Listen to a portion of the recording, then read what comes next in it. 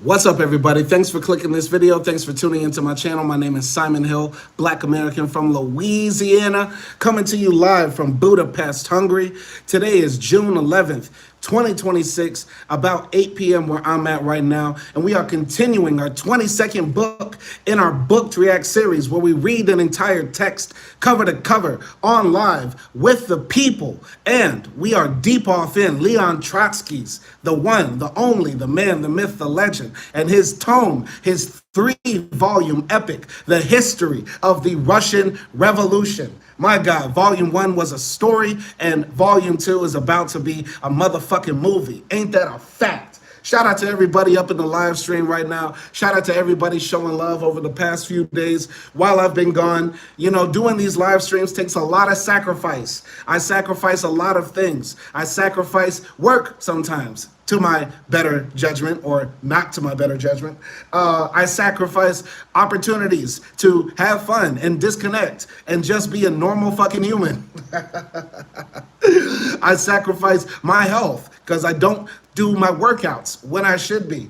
But I had to catch up on a few things over these past few days, but we are still consistently on track to knocking out and finishing this long ass book that I am thoroughly enjoying, and hopefully you're enjoying it as well. In our previous episode, we read the introduction to Volume 2 and Volume 3 from Trotsky, where he goes over objectivity. What does it mean to be objective as a Marxist? How can we tell history? And what is the purpose, once again, of this book? So I am looking forward to tackling the very first chapter of Volume 2, which we are behind on schedule, but it's better late than never. So that's what we're gonna continue to do. Shout out to Unknown 0311. He says Carmelo Anthony is innocent. I don't know.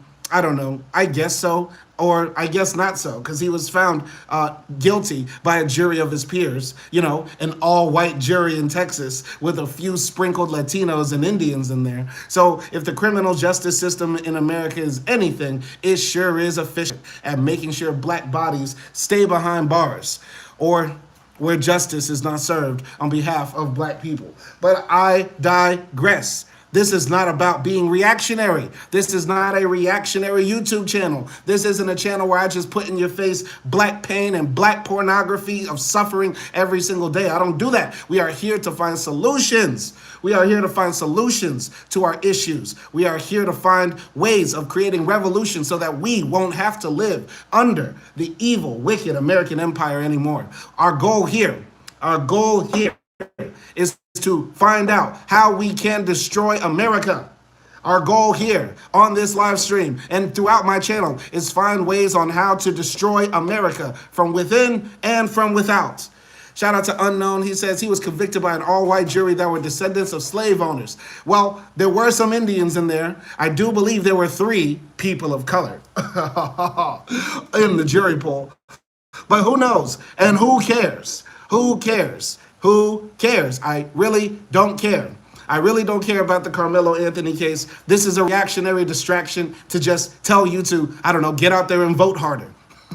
This is a reactionary distraction to make you feel like white supremacy cannot be defeated, that our suffering is meant to be, that it is perpetual and inevitable, which it is not. We are here to find solutions. We are here to find solutions on defeating white supremacy. And the only solution to defeating white supremacy, to destroying America, to seeing America go into the pits of hell and hellfire, and to the dusty history books where people hundreds of years now or a few generations from now won't even remember the United States of America. That's what we are here to do today.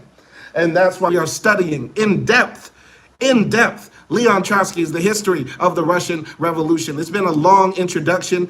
Let's just get into it, man. Chapter 23, The July Days, Preparation and Beginning. Trotsky says, in 1915, the war cost Russia 10 billion rubles. In 1916, 19 billion. During the first half of 1917, 10.5 billion. By the beginning of 1918, the national debt would have amounted to 60 billion. Would have almost equaled, that is, the entire wealth of the country. estimated at 70 billion. The Central Executive Committee was preparing an appeal for a war loan under the sugary name of Liberty Loan, while the government was arriving at the not very complicated conclusion that without an immense new foreign loan, it not only could not pay for its foreign orders, but could not even handle its domestic obligations. The liability side of the trade balance was continually on the rise. The Entente was evidently getting ready to leave the ruble wholly to its fate. On the very day when the appeal for a Liberty loan filled the first page of the Soviet Izvestia, the government Vyesnik announced a sharp drop in the value of the ruble. The printing presses could no longer keep up with the tempo of inflation. For the old respectable banknotes about which there still clung a glamour of their former buying power, they were getting ready to substitute those red bottle labels which came to be known as karenkis, both the bourgeois and the worker. Each, in his own way, embodied in that name a slight note of disgust. In words, the government had adopted a program of state regulation of industry and had even established toward the end of June some lumbering institutions for this purpose. But the word and deed of the February regime, like the spirit and flesh of the pious Christian, were in a continual state of conflict. These appropriately handpicked regulative institutions were more concerned to protect the capitalist from the caprices of a shaky and tottering state power than to curb the interest of private persons. The administrative and technical personnel of industry were becoming stratified. The upper layers, frightened by the leveling tendencies of workers, were going over decisively to the side of the capitalist. The workers had acquired an attitude of disgust toward the war orders, by which the disintegrating factories had been guaranteed for a year or two in advance. But the capitalists also were losing their taste for a production which promised more trouble than profits. The deliberate closing down of the factories from above was now becoming systematic. Metal production was cut down 40%, the textile industry 20%. The supply of all the necessities of life was inadequate. The workers were aspiring toward a control of that administrative commercial mechanism that in concealment from them decides their destinies. The Minister of Labor, Skobelev, was preaching to the workers in wordy manifestos the inadvisability of their interference in the administration of the factories. On June 24th, Izvestia told about a new proposal for the closing of a series of plants. Similar news was arriving from the provinces. Railroad transport was stricken even more heavily than industry. Half of the locomotives were in need of capital repairs. The greater part of the rolling stock was at the front. Fuel was lacking. The Ministry of Communications was in a continual state of struggle with the railroad workers and clerks. The supply of foodstuffs was steadily on the decrease. In Petrograd, the flour reserve was adequate for 10 or 15 days. In other centers, for a little longer. With the semi-paralysis of rolling stock and the impending threat of a railroad strike, this meant a continual danger of famine. The future contained no glimmer of hope. This was not what the workers had expected from the revolution. Does this not sound like America right now? America continues to pump more and more money into the military-industrial complex for losing wars. Think about it. We have not won a war since World War II. America has not won a war since World War II. And yet every single year, these losers, these fucking losers in our military get a black budget, unlimited funds, money machine go brrr for the military that continues to fucking lose wars. We can't even win against Iran. We can't even win against Iran, bruh. Come on now. Does this not sound like America? Continued money for a military that can't do shit, and then on top of that, infrastructure falling apart. People going to sleep without food in their bellies. More and more people struggling economically. Come on now. Come on now. And yes, Scrafty N01 says the USSR won World War II. Facts. America didn't even win World War II. But since that was the only part that's the only time we've been a part of the winning team. Last time we were a part of the winning team was World War II. Last time we actually won some shit was the Civil War. And I'm not even standing up for American empire, okay? So I'm gonna put Bob Dole in the gulag. Boy, Bob Dole, get the fuck out of here. We don't want to see your racist, white supremacist, crack ass around here. Go the fuck somewhere and have sex with children, you white supremacist bastard. Get the fuck out of here, okay? Unsightly coma. The question people should be asking is, did that boy have a knife at a track meet? I'm putting anybody that talks about Carmelo, boy, go to timeout. You go to timeout for 10 minutes and think about this.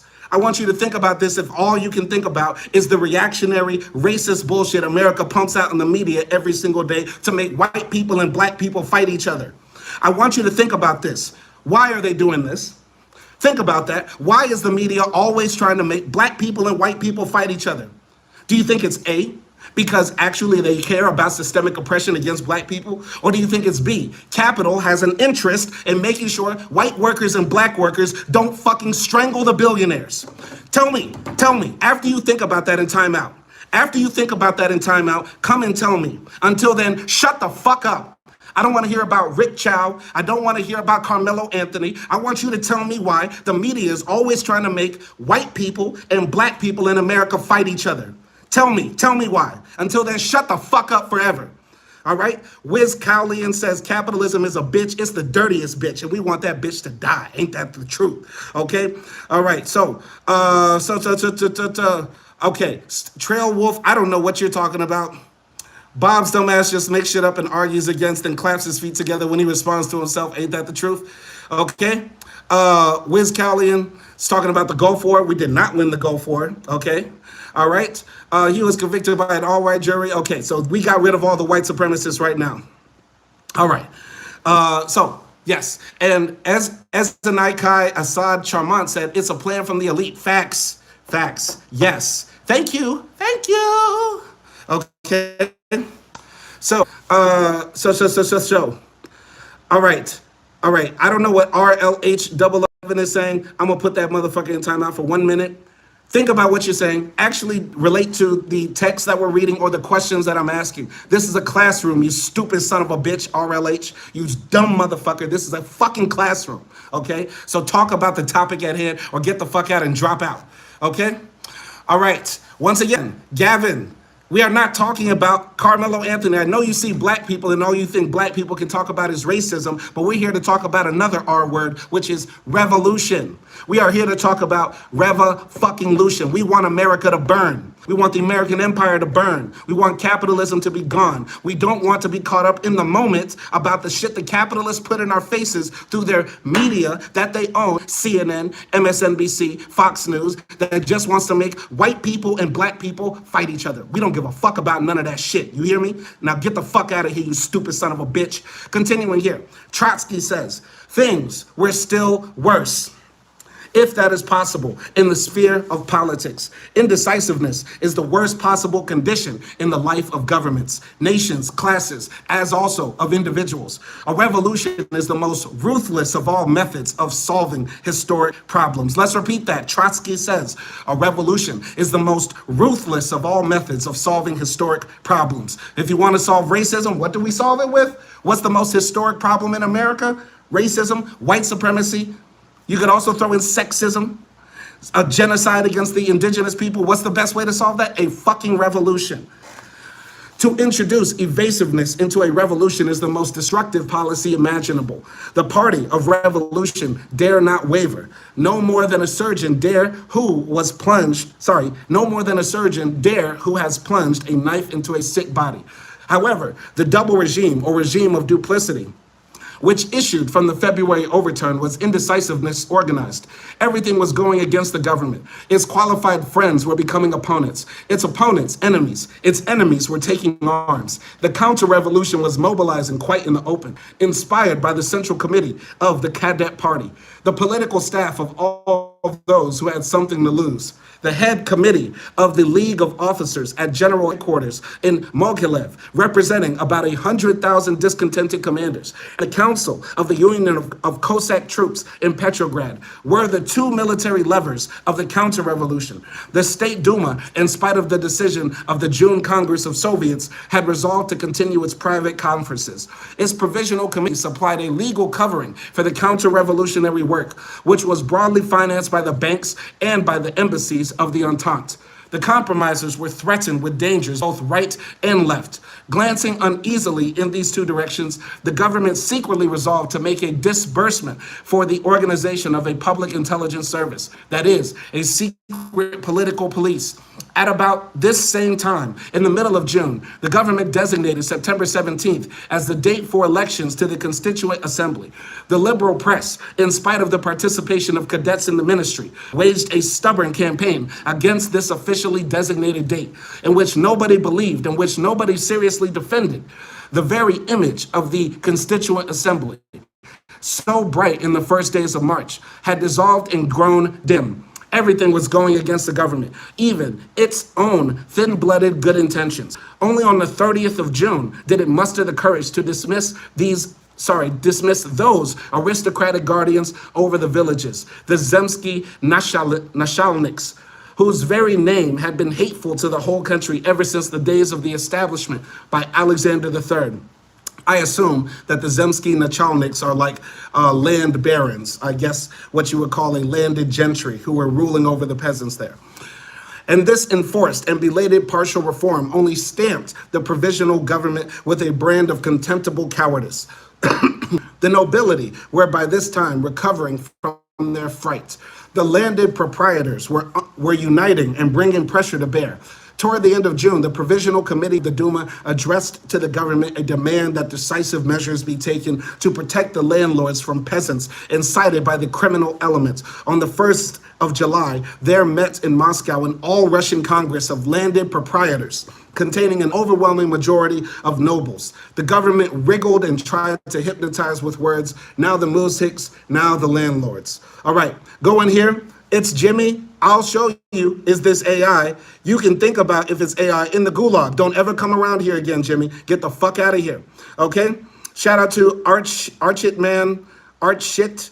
What's up, my man? You look great. Have a good day, by the way, and take a deep breath. I'm not taking a fucking breath. I'm not taking no fucking breath. We're not taking a breath. Revolution requires all parts of the body. Okay, go in here. Wiz Cowley, man, you want to know what sucks ass despite every method with the public being infuriated. They know damn full well they can't do anything considering the government suppress the words. Well, they won't suppress my words. As long as I have a voice, I'm going to continue to speak out against white supremacy, racial capitalism, and advocate for socialism. Okay, so shout out to Scrafty N01. He says, it's the only thing that could save our lives, and it takes both you and I to work for it. Absolutely. That's what we have to do. Solidarity. Array Sardal is really fucking stupid. He's asking, whose article are you reading? You're really fucking dumb.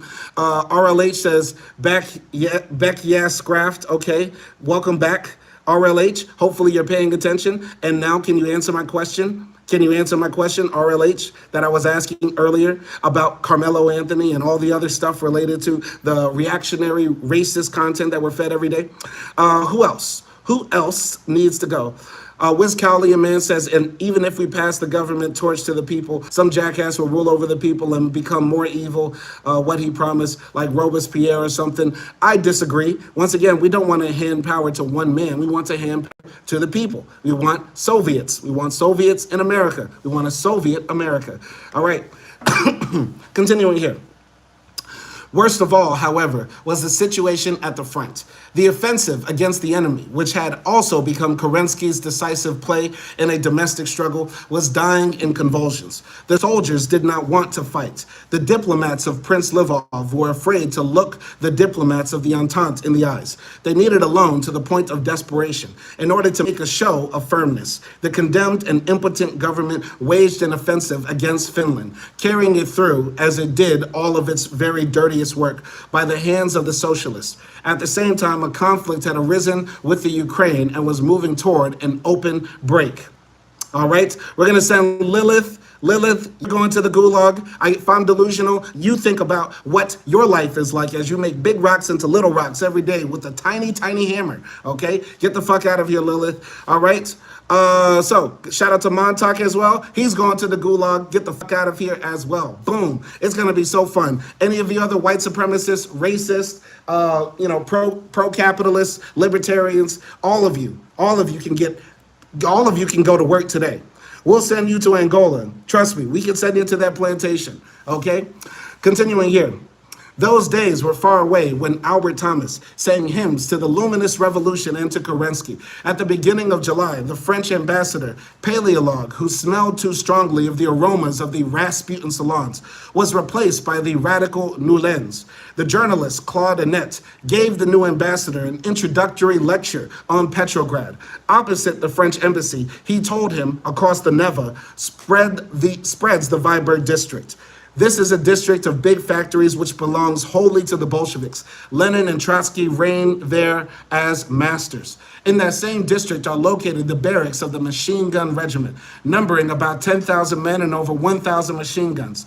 Neither the social revolutionaries nor the Mensheviks have access to the barracks of that regiment. The remaining regiments are either Bolshevik or neutral. If Lenin and Trotsky want to take Petrograd, what will stop them? Newlands listened with astonishment. How can the government tolerate such a situation? But what can it do? Answered the journalist. It must understand that the government has no power but a moral one, and even that seems to me very weak. All right. Shout out to Silent Mock. Silent Mock, we got to put you in timeout. You're over here trolling. We're over here reading. You just want to make stupid jokes. We're here to learn. Get the fuck out of my classroom. Get the fuck out of my classroom. Go to the re-education camp where they'll force you to learn some shit. Continuing here. Finding no channel, the aroused energy of the masses spent itself in self-dependent activities, guerrilla manifestations, sporadic seizures. The workers, soldiers, and peasants were trying to solve in a partial way those problems which the power created by them had refused to solve. More than anything else, indecisiveness in their leaders exhausts the nerves of the masses.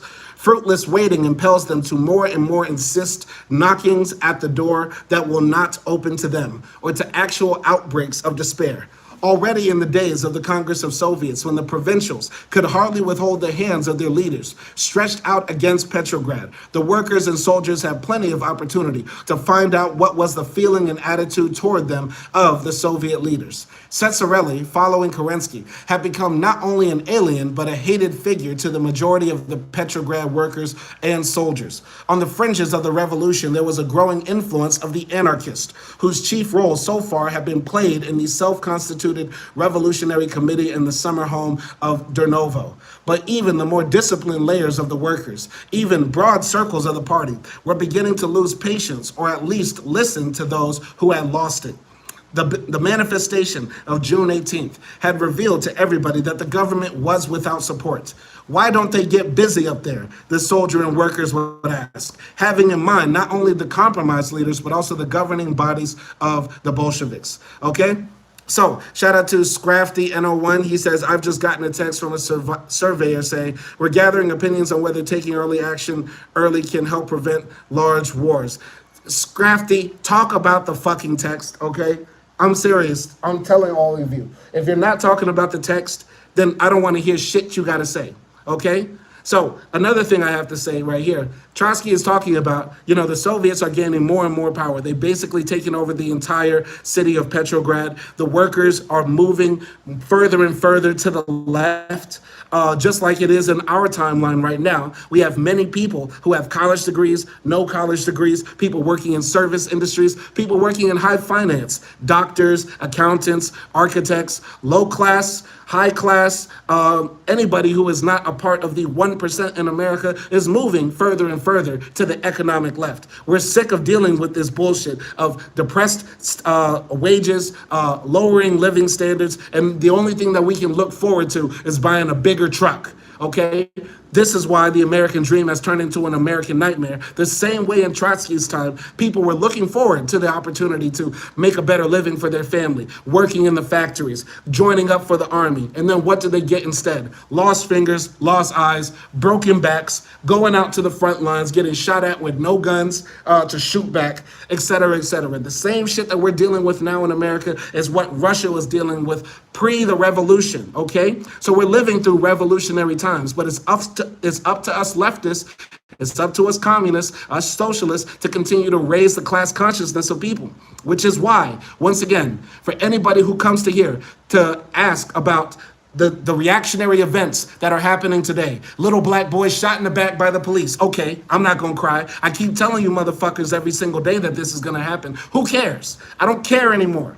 I don't care anymore that they're shooting niggas in the back. All I wanna know is how we gonna blow up the White House. Facts.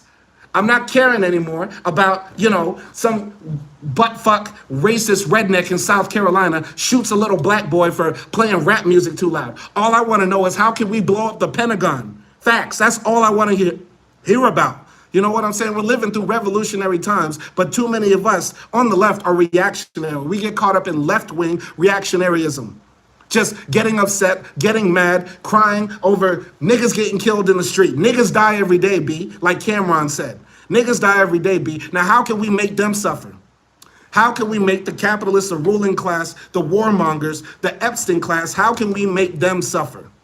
That's all I'm concerned with. You get what I'm saying? Which is why we will continue to read Leon Trotsky's History of the Russian Revolution. But what do you think?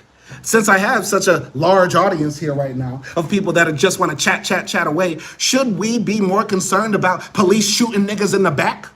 Or should we be actually concerned with how we can shoot back? I want to ask y'all, okay? I want to ask y'all, what should we be concerned with? What should we be concerned with? Police shooting niggas in the back or how we can shoot back? Okay? Tell me, okay? Continuing here. Under inflation prices, the struggle for wages was exciting the workers and getting on their nerves. During June, this question became especially sharp in the giant Putilov factory, where 36,000 men worked. On June 21st, a strike of skilled workers broke out in certain parts of the factory. The fruitlessness of the scattered outbreaks was only too clear to the party. On the next day, a meeting of representatives of the principal workers' organization, led by the Bolsheviks and of 70 factories, announced that the cause of the Putilov workers is the cause of the whole Petrograd proletariat, but appealed to the Putilov men to restrain their legitimate indignation. The strike was postponed, but the following 12 days brought no change. The factory masses were seething, seeking an outlet. Every plant had its conflict, and all these conflicts tended upward toward the government. A report of the trade union of the locomotive brigade to the Minister of Communications reads, "For the last time, we announce patience has its limit. We simply cannot live in such conditions." That was a complaint not only against want and hunger, but against duplicity, characterlessness, false dealing. The report protests with especial rage against the endless exhorting of us to the duties of a citizen and to a self-restraint and starvation. Facts, okay? So, shout out to Scrafty N01. He says, we have to keep up outreach, exactly what you're doing. You need to find a bigger platform, but nobody will go outside. Could door knocking be effective? Americans don't respond to literate arguments. Facts. I'm glad Scrafty N01 realizes that most Americans are fucking stupid. Most Americans are pretty fucking stupid. Haven't read a book in years, didn't even graduate high school. You know what I'm saying? There's a lot of stupid ass Americans who definitely fall into right-wing propaganda, of course. So I'm glad you realize that. I'm a part of a group. I suggest everybody out here join your local leftist organization. Get organized. Of course, it's not just about staying on the internet. I'm a member of the CPUSA. Okay? I'm a member of the CPUSA. And if the CPUSA is not your fucking boat, get along with the DSA or the Party for Socialism and Revolution, or Party for Socialism and Liberation, the PSL. Join a fucking group. I don't care if it's a fucking leftist book club or if you have to start it. Like you said, Scrafty 101, we have to be out there in the community and get organized with other people. So yeah, I'm not just on here blabbing all day and reading books all day to an audience of two. I'm actually a part of groups. And while I am abroad right now, even while I'm abroad in Hungary, I'm a member of a leftist organization out here as well. You know what I'm saying? So I'm always trying to be in community and in contact with other people who are like-minded and raising consciousness and reforming this, actually not reforming, revolting against the society and creating a new, okay? 03 Sanat says over 50% of US adults read below a sixth grade level. Well, if you're here, 03 Sanats, and you're following along with the books that I'm reading, then you're not a part of that 50%. You're a part of the other 50%. Hopefully you stick around. But I think you will prove to yourself what line in the sand you're on. because I'm over here reading these books, making them as interesting and engaging as possible for the people and as accessible. But if you don't stick around for it, I guess, that also shows your character, because we can't only just criticize how stupid Americans are. We have to actually do the work to educate ourselves as well. All right, Scrafty101 says, I believe we need to clutch onto the class divide and use that first and foremost. Facts, absolutely, because everybody can also understand that shit is getting more expensive, the rent is too damn high, and there's no health care, there's no safety net. We're fucked in America, okay? So, yeah. Shout out to M. Joyner Swarath. Mr. M. John, I can't pronounce. Some of y'all need better names. Anyways, he says having useless college degrees does not make you smart either. Well, you know what does make you smart? Being able to string together a sentence. Because what you said is having useless college degrees, does it make you smart either? That sentence makes no fucking sense. Once again, 50% of Americans can't read at a 5th grade level, and also they can't write as well, as L. Joyner's Wrath says. The real Taylor Megard, how about them Knicks won away? I'm going to send you to where you can watch the Knicks, you stupid motherfucker. You can go to the re-education camp. They have a very good TV in there. You can watch the Knicks all day. We're not here to talk about the Knicks. Okay? All right. M. Joyner Stoff is referencing a book that he read 10 or 12 years ago, probably the only book he's ever read. I hate when people come in here and say, this book says this, when he's not talking about the book we're reading now, you dumb son of a bitch. M. Joyner's Wrath is really fucking stupid as well. Socialism is a lie. We got to get Bobo out of here. Go to the gulag, you stupid son of a bitch. All right. Who else needs to go? All right. Any of you others? Okay.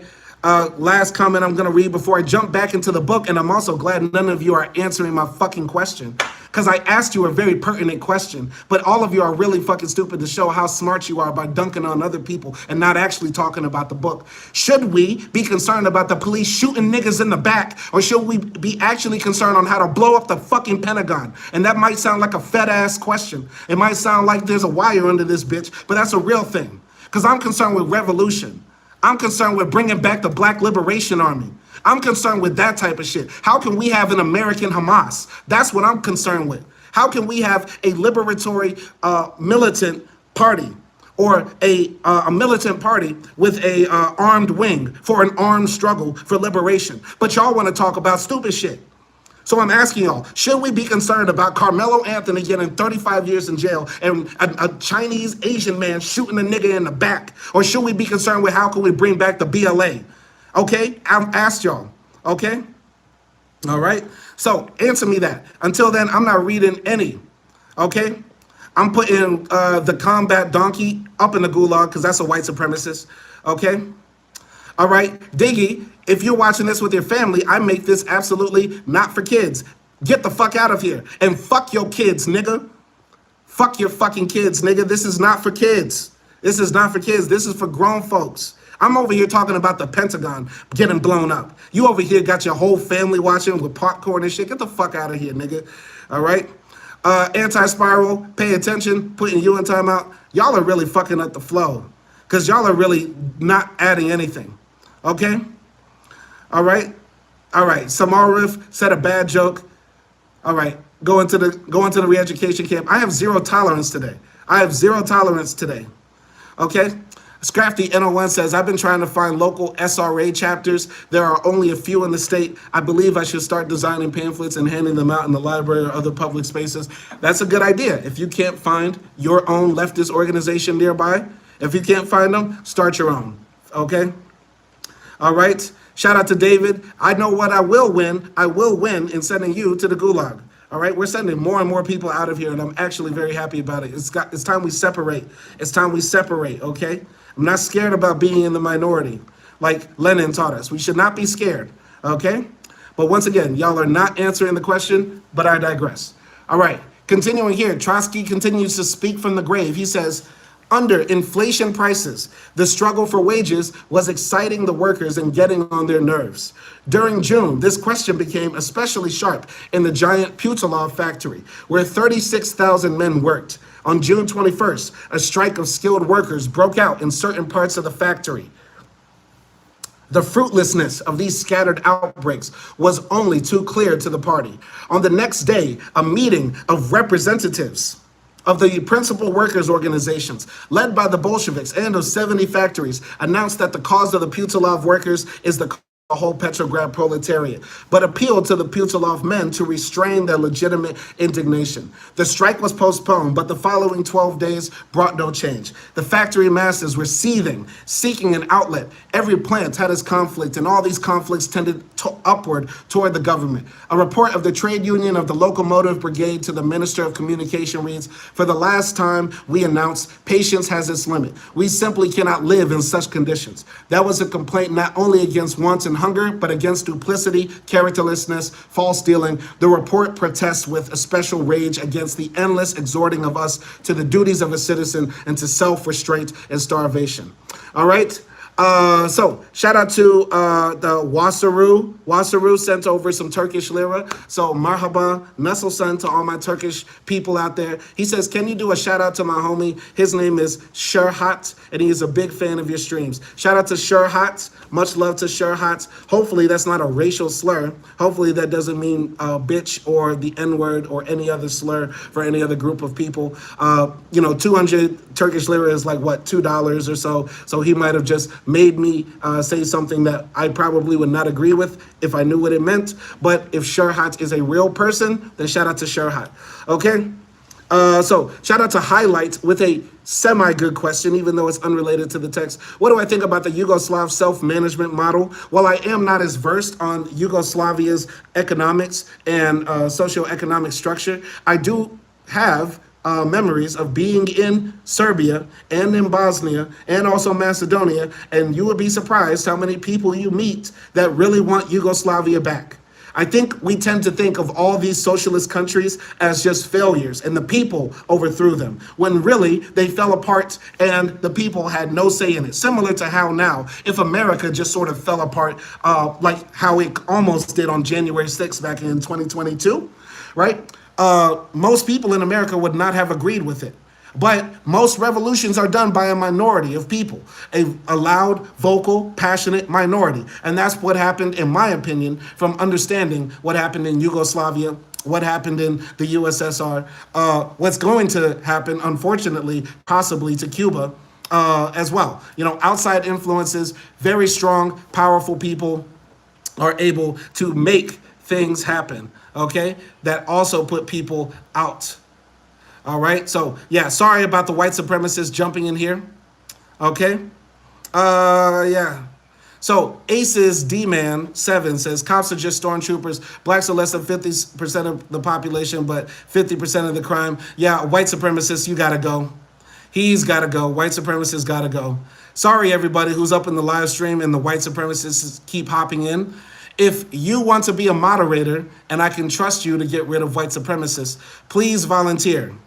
Please volunteer, because I will give you powers to send people to the re-education camp or the gulag. I don't have any of my commissars in here to hold it down to make sure the stream stays white supremacist free and capitalist bootlicker free.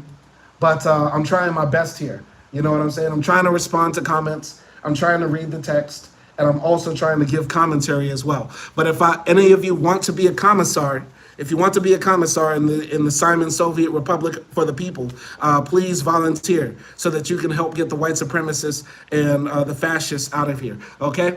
Continuing here, Trotsky says, the March transfer of power by the Executive Committee to the Provisional Government had been made on the condition that the revolutionary troops should not be removed from the capital. But those days were far in the past. The garrison had moved to the left. The ruling Soviet circles to the right. The struggle with the garrison had never disappeared from the order of the day. Although no whole units were transferred from the capital, nevertheless, the more revolutionary, under the pretext of strategic necessities, were systematically weakened by a pumping out of replacement companies. Rumors from the front of the disbandment of more and more units for disobedience, for refusal to carry out military orders, were continually arriving at the capital. 2 Siberian divisions, and were not the Siberian sharpshooters long considered the finest, had to be disbanded by military force in a case of mass disobedience in the Fifth Army only, the nearest the capital. 87 officers and 12,725 soldiers were arraigned.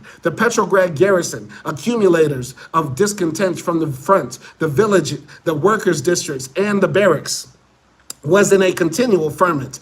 Bearded men in their 40s were demanding with hysterical insistence that they be sent home for work in the fields. The regiments distributed through the Vyborg district, the 1st Machine Gun, the 1st Grenadier, the Moscow, the 180th Infantry, and others were continually washed by the hot springs of the proletarian suburb. Thousands of workers were passing the barracks, among them no small number of tireless agitators of Bolshevism. Under those dirty and dilapidated walls, impromptu meetings were being held almost continuously. On the 22nd of June, before the patriotic manifestations called out by the offensive had died out, an automobile of the executive committee incautiously drove through the Samsonevsky Prospect, carrying the placard "Forward for Kerensky." The Moscow regiment stopped the agitators, tore up the placard, and turned over the patriotic automobile to the machine gun regiment. So this relates to something that I've been thinking about a lot. What Trotsky is saying here is that the army is mass defecting. They no longer want to support the government that no longer has legitimacy from the people. And I think a lot of us leftists are putting our hopes in the gun. I said earlier that we should bring back the Black Liberation Army. I don't think that we should just all go to our local gun shop and start buying guns. I don't think that we need to even deal in the illegal arms market. I think a successful revolution comes from successful propaganda, successful agitation, successful consciousness raising. If we are successful in propaganda and consciousness raising, the guns will come to us. I promise you, because that's what happened here. That's what happened here in the Russian Revolution. The police, the soldiers gave the guns to the workers. If we are able to pierce the minds of the working class people who are being abused by this capitalist system, and that also includes police and soldiers, the guns will come to us. I know it takes a lot of almost Confucian levels of patience, and wisdom to look that far. But when we buy guns, when we participate in the economy of the small arms in America, all we are doing is abetting capitalist. All we are doing is letting capital play us. Because the way the working class has been divided is by literally fearing each other. Those people are going to shoot me. Poor people are going to shoot me. Black people are going to shoot me. White people are going to shoot me. I'm scared of everybody. I need a gun. And who gets paid? Just like Kanye said, a white man gets paid off of all of that. But in this case, the capitalist gets paid off of all of that. And all we get in return are mass shootings in schools. I'm telling you, a lot of us have discontent against the police, and a lot of us have rightfully placed our anger at some of the American military, right? While the American empire is entirely trash, the American military-industrial complex is totally trash. We shouldn't just turn our backs and denigrate, I would say, soldiers and police off rip. Because those are working class people who have just been deluded into false consciousness and working against their own material interest. But what do you think? Since I have a bunch of people in the comment section talking about all types of other shit instead of the fucking book, I want to ask you, what do you think? Should us leftists actually be in pursuit of getting these guns and training ourselves with weapons? Or should we be focused on propaganda to the maximum extent? Should we be focused on raising people's consciousness? Okay? So, all right. All right, go in here to the comments because there's a lot of comments in here. Once again, none of you are actually paying attention because I asked for volunteers to be commissars to get out the white supremacists. Last comment I checked is a full-on white supremacist up in here. So all of you who are not paying attention to what I'm saying, I'm going to start kicking you out. I don't give a fuck if this stream has 15 people or 15,000 people. If you're not engaged with the text, I don't care who you are. I will kick you out if you're not answering the questions. Okay? All right. So, Synod, oh yeah, you got to go too. Yeah, we're not doing that African sold other African shit. Okay? Race theory is real. Yeah, all white supremacists must die. Total Nazi death. Okay? All right, yeah, total Nazi death, total white supremacist death. Go kill yourself, you fascist scum. Okay, go in here. Cameron Winstead, only action makes changes, not words. Words are the start. You need to make action to make change is all I'm going to say. Yeah, but words are action. Some of the most powerful things in this world are words. Literally, the Lord God, if you are a Christian, says, I am the word. Words move mountains. Muhammad has been dead for 1,400 years. Yet and still, you say Muhammad's name wrong in certain parts of the world, motherfuckers going upside your head. You get what I'm saying? You say something wrong about Jesus Christ in the wrong part of the Bible Belt, motherfuckers going upside your head. So yeah, words are very powerful. Words can change the world. Okay? So go in here, highlight says A People's History of the United States by Howard Zinn was the first book I read that really outlined how colonial powers enslaved Africans and Native Americans for financial and territorial gain. That's very good. Now, highlight, do you have anything to say about what I'm saying, or do you just want to come here and spout shit? Okay? Talk about the fucking book. Talk about my questions. Okay? Cameron is still going off about what he just wants to talk about. So yeah, highlight says, yes, we need to build class consciousness among people. I see a lot of people who think that liberalism and the left are the same. That is a problem. Okay, Cargo Crew asks, what is your channel about? It's about knowledge. It's about book reviews, movie reviews, and general, intelligent shit. I try to keep it classy and smart around here. Stick around if you like. If you don't want to, get the fuck on, and I will help you do that. Okay? What else? What else? So once again, I asked a question. Nobody wants to answer. Should us leftists? All right, Michael Berry, get the fuck on. All right, Michael Berry, go somewhere else. Get out. Michael Bernhardt, get the fuck out of here. Anyway, once again, I asked the question, should us leftists be more focused on getting guns, training with guns, starting paramilitary groups, or should we be actually focused on propaganda to the maximum degree? I know that might sound contradictory coming from me when I literally just said we should start up the BLA again, but all I'm saying is that you could have the Black Liberation Army training without guns. You don't need to have arms training or even have arms in possession. You get what I'm saying? But you do need people to be ready for when the arms come to us to be able to make sure that the will of the people is carried out. All right, I'm going to continue here. In general, Trotsky says, the soldiers were more impatient than the workers, both because they were directly threatened with a transfer to the front and because it was much harder for them to understand considerations of political strategy. Moreover, each one had his rifle, and ever since February, the soldier had been inclined to overestimate the independent power of a rifle. An old worker Bolshevik, Lizdin, told later how the soldiers of the 180th Reserve Regiment said to him, "What are they doing there, fast asleep in Kaczynski's palace? Come on, let's kick out Kerensky." At meetings of the regiments, resolutions would be adopted continually, proclaiming the necessity of taking final action against the government. Delegations from individual factories would come to a regiment with the query, will the soldiers go into the streets? The machine gunners sent representatives to the other units of the garrison with an appeal to rise against the prolongation of the war. The more impatient of these delegates added, the Pavlov and Moscow regiments and 40,000 Putilov men are coming out tomorrow. Official admonitions from the executive committee had no effect. The danger was growing every minute that Petrograd, lacking the support of the front and the provinces, would be broken down bit by bit. On the 21st of June, Lenin appealed in Pravda to the Petrograd workers and soldiers to wait until events should bring over the heavy reserves to the side of Petrograd. We understand your bitterness. We understand the excitement of the Petersburg workers, but we say to them, comrades, an immediate attack would be inexpedient. On the next day, a private conference of leading Bolsheviks, standing apparently to the left of Lenin, came to the conclusion that in spite of the mood of the soldier and worker masses, they must not give battle. Better wait until the ruling parties have disgraced themselves completely with their offensive, and then the game is on, and then the game is ours.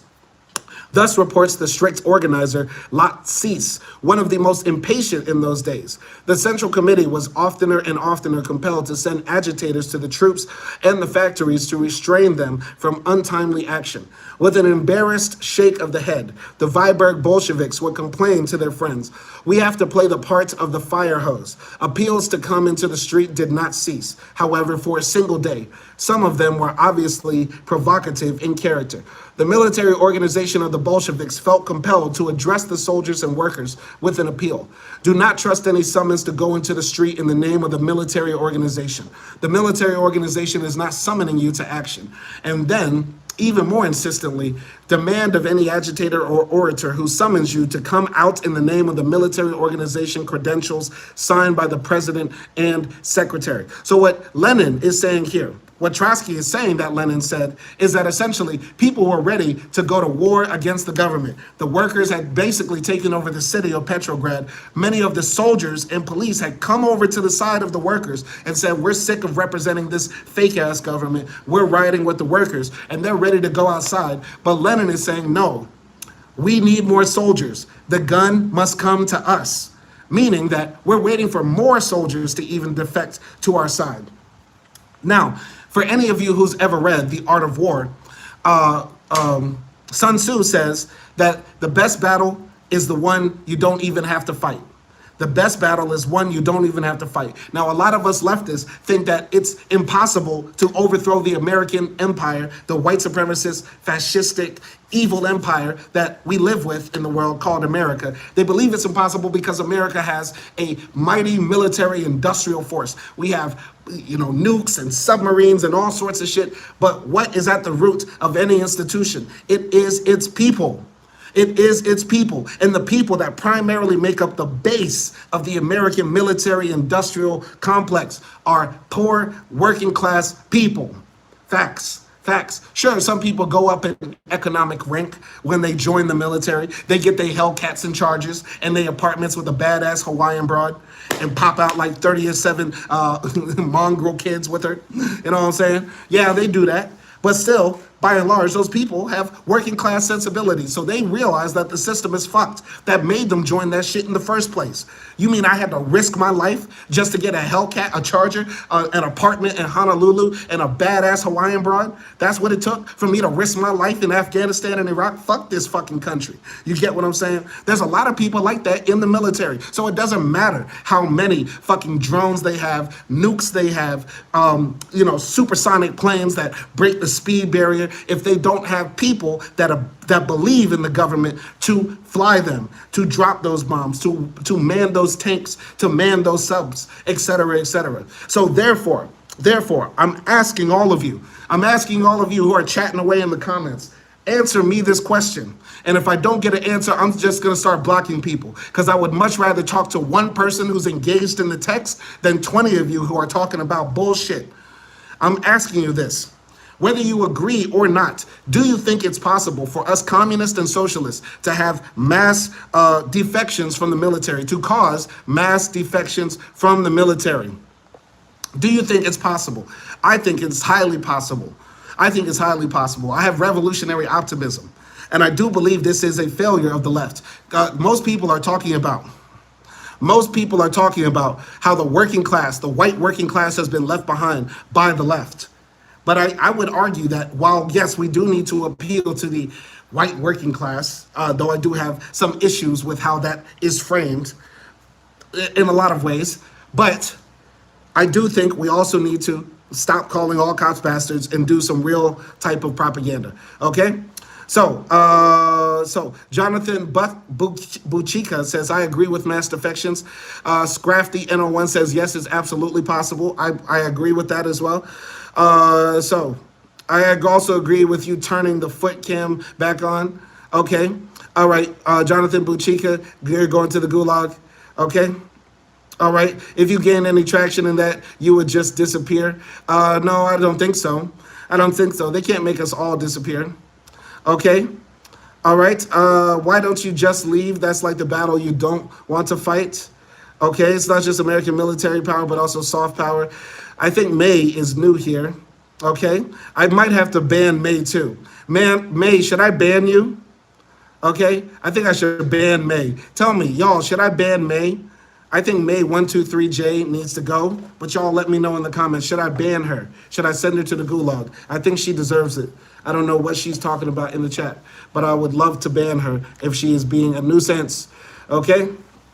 All right. We're sending Nick out of here as well. All right. It depends on what she says next. Okay. You know what? I'm going to make Scrafty. Scrafty, because you've actually been, engaged in the conversation. Like I said, I would rather talk to one intelligent person in dealing with the text rather than a bunch of people just sprouting it out. I'm going to make you a moderator. Okay? I'm going to make you a moderator. Scrafty, I want you to now try to block or put in timeout any white supremacists, fascist, people derailing the conversation, okay?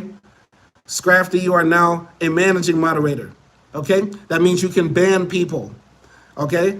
I'm asking you to ban people that are explicitly white supremacists, explicitly fascistic, explicitly derailing the conversation. If I see you abusing those powers, I will remove the, the managing moderator status from you, okay? All right, Greasy Ronnie putting up Israeli flags. All right, this is your first test, Scrafty. Greasy Ronnie has to go. I don't care if you put him in timeout or if you ban him. Throwing up Israeli flags, no. Yeah. No. All right, so now everybody salute the commissar, Scrafty. No one, Scrafty, no one is up in here. All right, we're gonna make sure that this chat remains white supremacist free, fascist free as well. All right. And yeah, we're going to also put this guy here. I'm going to put him in timeout for 1 minute because we are here to talk about Trotsky's text. We are not here to talk about do I go to the gym. All right. The American flag. Yeah, no, that's the evil empire too. Yeah. No American flags. No American flags. No American flags, I would say. Yeah, no. No. Unless you're throwing it up to, like, say, to make a point. To make a good point. We're just waving the flag on some patriotic shit. No, you gotta go. All right, continuing here. Trotsky says, on the famous Yakorny Square in Kronstadt, where the anarchists were more and more confidently lifting their voices, one ultimatum was drawn up after another. On the 23rd of June, delegates from Yakorny Square, acting over the head of the Kronstadt Soviet, demanded from the Ministry of Justice the liberation of a group of Petrograd anarchists, threatening, in case their demand was not granted, that the sailors would march on the prison.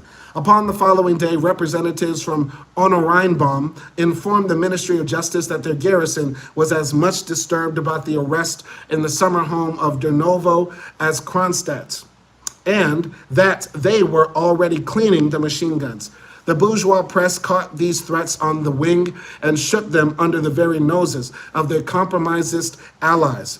On June 26th, delegates from the Grenadier Guard Regiment came from the front to their reserve battalion with the announcement: the regiment is against the Provisional Government and demands the transfer of power to the Soviets. It declines the offensive begun by Kerensky and expresses an apprehension lest the Executive Committee has gone over along with the Minister Socialists to the side of the bourgeoisie. The organ of the Executive Committee published a reproachful account of this visit. Not only Kronstadt was boiling like a kettle, but also the whole Baltic fleet, with its principal base in Helsingfors. The head boss of the Bolsheviks in the fleet was undoubtedly Antonov Ovchinko, who years ago, as a young officer, had taken part in the Sebastopol insurrection of 1905. A Menshevik during the reaction years, an emigrant internationalist during the war, a colleague of Trotsky on Nashi Slovo in Paris, he joined the Bolsheviks after his return from abroad. Politically shaky but personally courageous, impulsive and disorderly but capable of initiative and improvisation, Antonov Ovchinko, although still little known in those days, was to play by no means the smallest role in the future events of the revolution.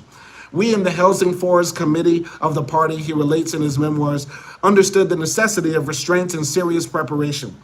We had directions to that effect, moreover, from the Central Committee. But we saw the utter inevitability of an explosion, and we're looking with alarm toward Petersburg.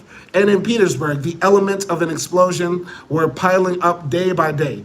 The 2nd Machine Gun Regiment, which was less advanced than the 1st, adopted a resolution demanding the transfer of power to the Soviet. The 3rd Infantry Regiment refused to send out 14 replacement companies. Meetings in the barracks were acquiring a more and more stormy character. A meeting of the Grenadier Regiment on July 1st was signalized by the arrest of the president of the committee and by the obstructive heckling of the Menshevik orators. Down with the offensive, down with Kerensky.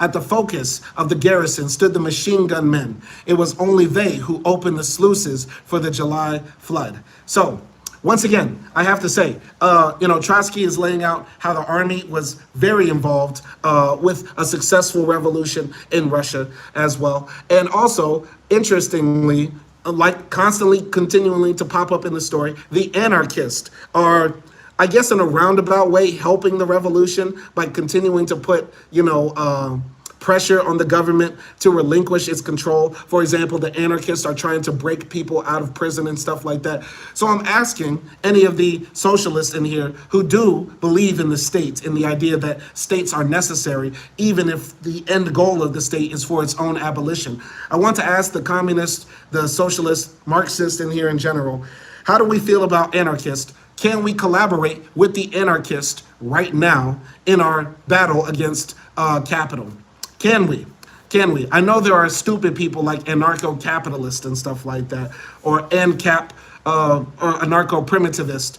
But in general, can people of the left-wing anarchist tradition be considered allies in our fight against capital and American empire right now? What do you all think? I have a very active audience right now. Tell me what you all think.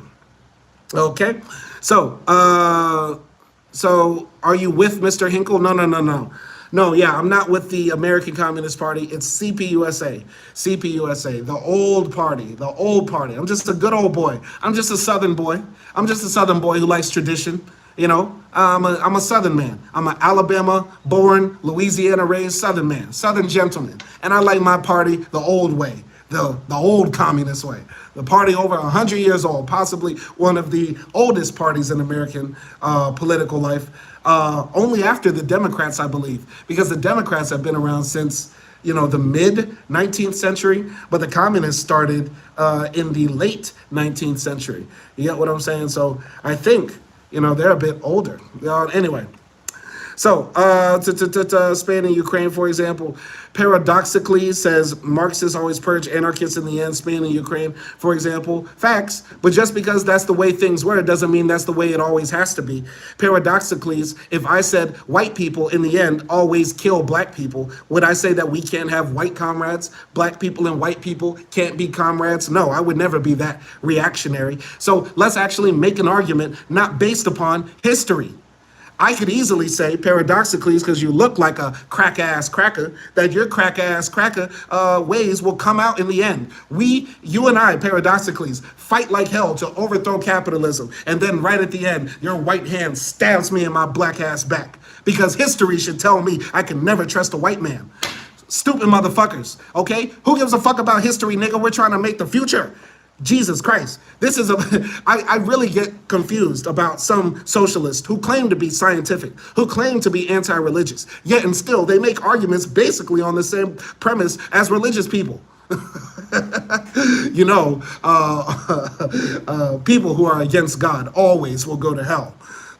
That's what the book says. Nigga, shut the fuck up. All right? Anyway. All right. If Farrakhan joined, it's possible. I don't know exactly what you mean by if Farrakhan joins as possible.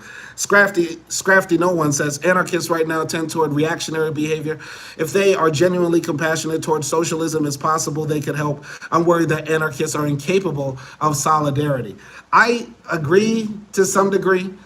Listen, I'm still new to real leftist activism in the street, but all the anarchists that I've met in real life have been the most radical. I actually think, when it comes to direct action, anarchists are the ones who are going to be on the front lines first and foremost. You know what I'm saying? Because anarchists don't give a fuck. They're down for, breaking into military bases, disrupting, American military supplies and stuff like that. They're down to punch a police officer in the face. You know what I mean? They know how to, breathe breathe in the air from mace and bear mace and shit like that. Some anarchists are down to ride. You know what I'm saying? Which I think is lacking in a lot of the ML space. But that's just for me looking from afar and also from my anecdotal interactions with anarchists. But I would like to know if you've had any interactions with anarchists. What are they like? What are they like? Tell me, what are they like? What are they like? What have your interactions with anarchists been? That is my question for the audience. Continuing here.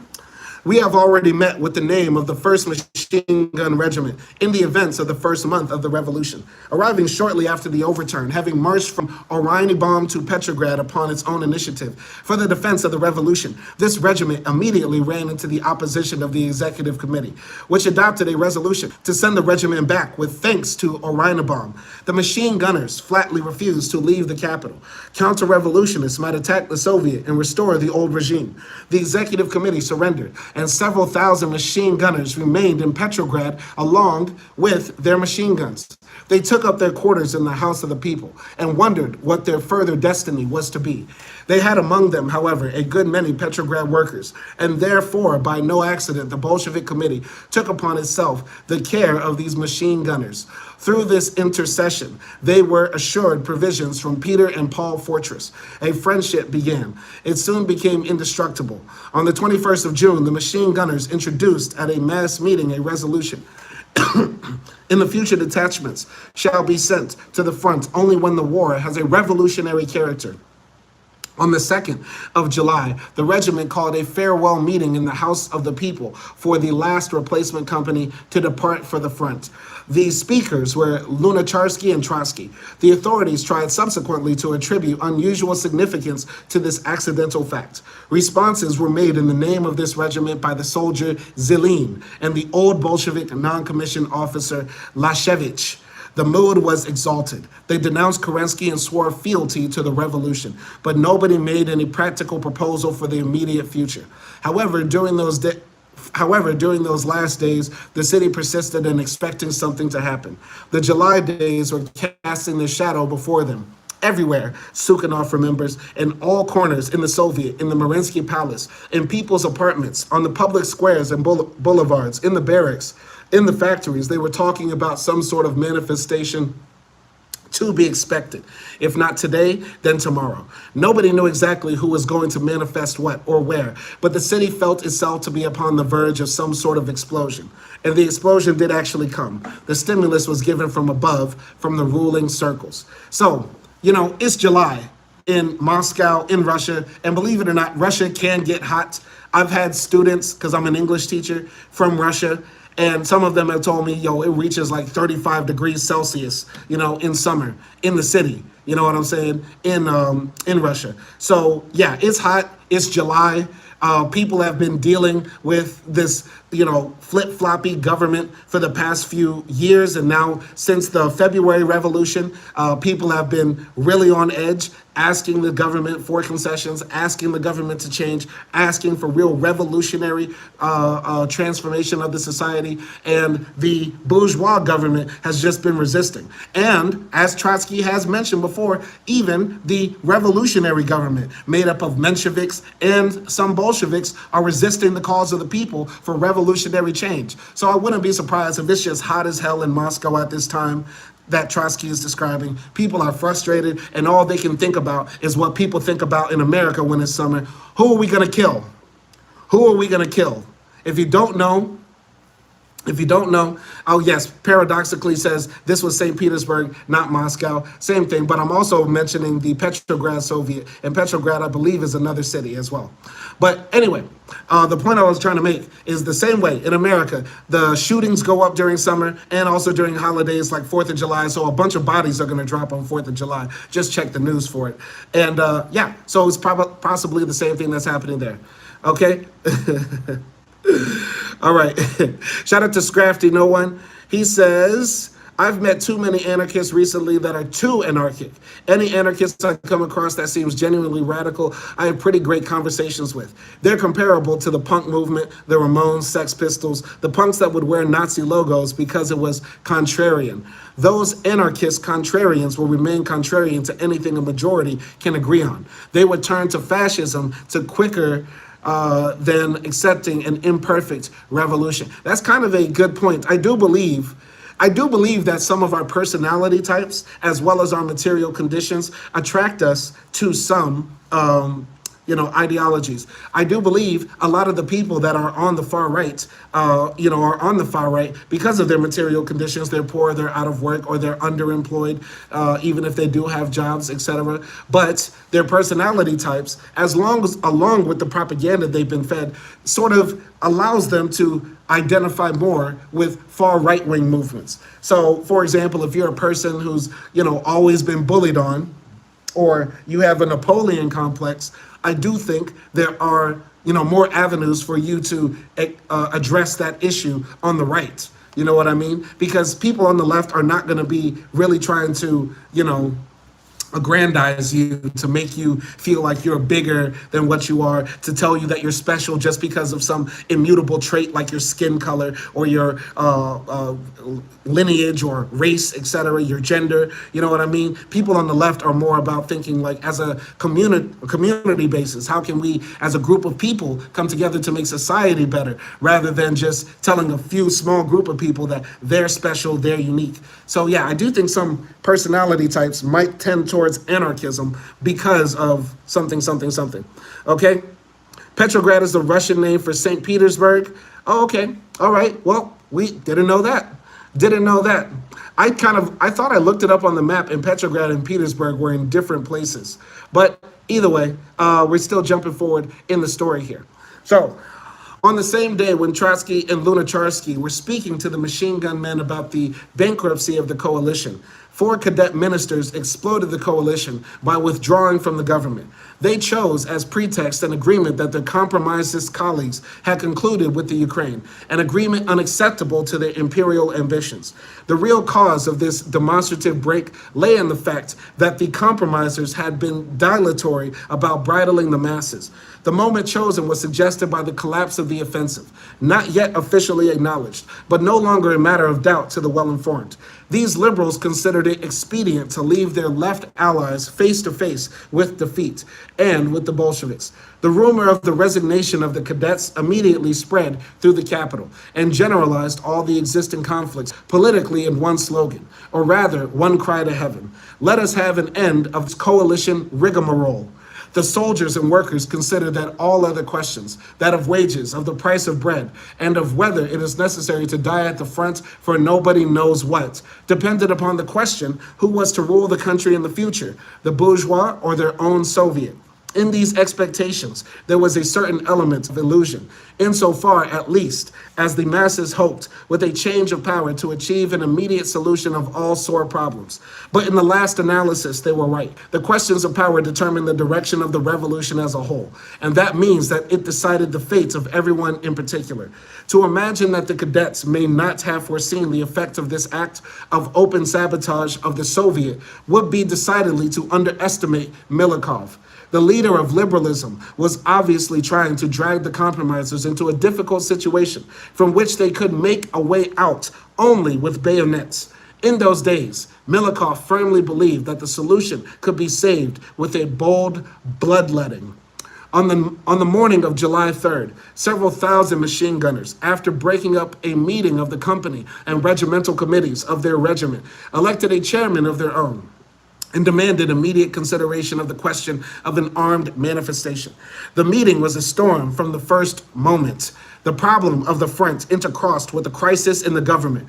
The chairman of the meeting, a Bolshevik Golovin, tried to apply the brakes, proposing that they have a preliminary talk with other units and with the military organization. But every suggestion of delay set the soldiers on edge. There appeared at this meeting the anarchist Bleichman, a small but colorful figure on the background of 1917, with a very modest equipment of ideas but a certain feeling for the masses, sincere in his limited and ever inflammable intelligence, intelligence, his shirt open at the breast and curly hair flying out on all sides. Blackman was greeted at such meetings with a certain amount of semi-ironical sympathy. The workers, it is true, treated him somewhat coolly, a little impatiently, especially the metal workers. But the soldiers smiled delightedly at his speeches, nudging each other with their elbows and egging the orator on with pithy comments. They plainly liked his eccentric looks, his unreasoning decisiveness, and his Jewish American accent sharp as vinegar. By the end of June, Blackman was swimming in all these impromptu meetings like a fish in a river. His opinion he had always with him. It is necessary to come out with arms in our hands. Organization, the street will organize us. The task, to overthrow the provisional government just as it overthrew the Tsar, although no party was then demanding it. These speeches perfectly met the feelings of the machine gunners at that moment, and not theirs alone. Many of the Bolsheviks did not conceal their satisfaction when the lower ranks pressed forward against their official admonition. The progressive workers remembered that in February, their leaders had been ready to beat a retreat just on the eve of the victory. That in March, the 8-hour day had been won by action from below. That in April, Milikov had been thrown out by regiments who went into the street on their own initiative. A recollection of these facts augmented the tense and impatient mood of the masses. All right. Shout out to Scrafty, number 1. He says, total revolutionary zeal. Absolutely. The military organization of the Bolsheviks, being promptly informed that a meeting of the machine gunners was at the boiling point, sent over one agitator after another. Soon came Nevsky himself, the leader of the military organization, a man respected by the soldiers. They seemed to listen to him, but the mood of that endless meeting changed with its ingredients. It was an immense surprise to us, relates Podolsky, another leader of the military organization, when at 7 o'clock in the evening, a horseman galloped up to inform us that the machine gunners had again resolved to come out. In place of the old regimental committee, they had elected a provisional revolutionary committee consisting of 2 men from each company under the presidency of Ensign Samashko. Specially appointed delegates were already making the rounds of the shops and regiments with an appeal for support. The machine gunners had not forgotten either to send their men to Kronstadt. In this way, one step below the official organizations and partly under their protection, new temporary relations were established between the more restive regiments and the factories. The masses had no intention of breaking with the Soviet. On the contrary, they wanted the Soviet to seize the power. Still less did the masses intend to break with the Bolshevik Party. But they did feel that the party was irresolute. They wanted to get their shoulder under it, shake a fist at the executive committee, give the Bolsheviks a little shove. Thus, impromptu systems of representation were created. New knots were tied. New centers of activity formed, not permanently, but for the given situation. Changes in circumstance and mood were taking place so fast and sharply that even such extremely flexible organizations as the Soviets inevitably lagged behind, and the masses were compelled at every new turn to create auxiliary organs for the demands of the movement or the demands of the moment. In the course of these improvisations, accidental and not always reliable elements would often spring into prominence. The anarchists poured oil on the fire, but so did some of the new and impatient Bolsheviks. Provocateurs also undoubtedly mixed in, perhaps also German agents, but surest of all, the agents of the 100% Russian secret police. How can one analyze the complicated web of a mass movement into its separate threads? The general character of the event emerges at least with complete clarity. Petrograd was feeling its strength, was strengthening at the leash, not glancing round at either the province or the front. And even the Bolshevik Party was no longer able to hold it back. Only experience could teach them. So what I'm getting from Trotsky right here is, once again, the people are moving faster than the party ever could. I know some people like to assume or think that the Russian Revolution was a top-down sort of movement where a bunch of intellectuals just misled or guided the people, whatever way you like to think about it, into overthrowing the Tsar, overthrowing the bourgeois, and just creating this, workers' state. But really, it was the people pressing, continuing to press, to the point that they were even agitated with the Bolsheviks, as Trotsky says, that they wanted revolution now. And the organizations weren't with it at the time. They definitely didn't like the liberals, and they were frustrated with the leftists. Does that not sound like what we are dealing with now?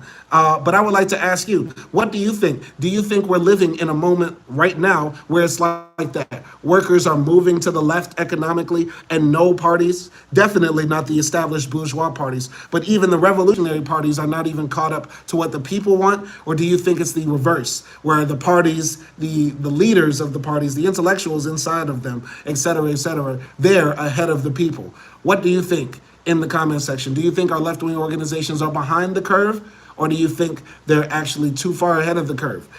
Because what Trotsky is saying here is that they were actually behind the curve. So Jared, some of these names. Jared says, have you read any Dostoevsky? I've read Crime and Punishment many years ago, but we're not here to talk about that. I'm not here to talk about that. God damn, man. What do you think about my fucking question? How about that? How about that? Answer that. Don't ask me about fucking Dostoevsky. Answer my fucking question. Do you think our leftist organizations are behind the times, or do you think they're actually on time? All right? Anyway, in calling the factories and regiments into the street, the delegates of the machine gunners did not forget to add that the manifestation was to be armed. Yes, and how could it be otherwise? You wouldn't present yourself unarmed to the blows of an enemy.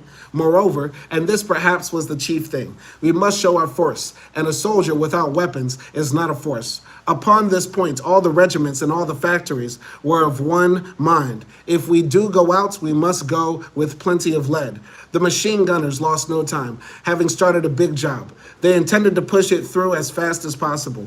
The reports of a court of inquiry subsequently characterized the activities of Ensign Samashko, one of the principal leaders of the regiment, in these words. He demanded automobiles from the factories, armed them with machine guns, sent them to the Tarai Palace and other points, designating the route, personally led out his regiment from the barracks into the town, rode out to the reserve battalion of the Moscow regiment to persuade it to come out, in which he was successful, promised the soldiers of the machine gun regiment support from the regiments of the military organization, kept in continual touch with the organization, quartered in the house of Kashenskaya, and with the leader of the Bolsheviks, Lenin, dispatched sentries for the protection of the military organization. The reference to Lenin here is inserted only to fill out the picture. Lenin was not in Petrograd either on that day or the days preceding. Since the 29th of June, he had been ill in a bungalow in Finland. But for the rest, the compressed language of the military court official conveys not at all badly the feverish, in the yard of the barracks, a no less feverish work was going on. But for the rest, the compressed language of the military court official conveys not at all badly the feverish preparations of the machine gunners. In the yard of the barracks, a no less feverish work was going on. They were giving out rifles to the soldiers who did not possess them, giving bombs to some, installing 3 machine guns with operators on each motor truck supplied by the factories. The regiment was to go into the street in full military array. Okay? Continuing here. All right. Okay, Scrafty just wanted to send our man out of here. Okay. He was timed out for a minute. Okay.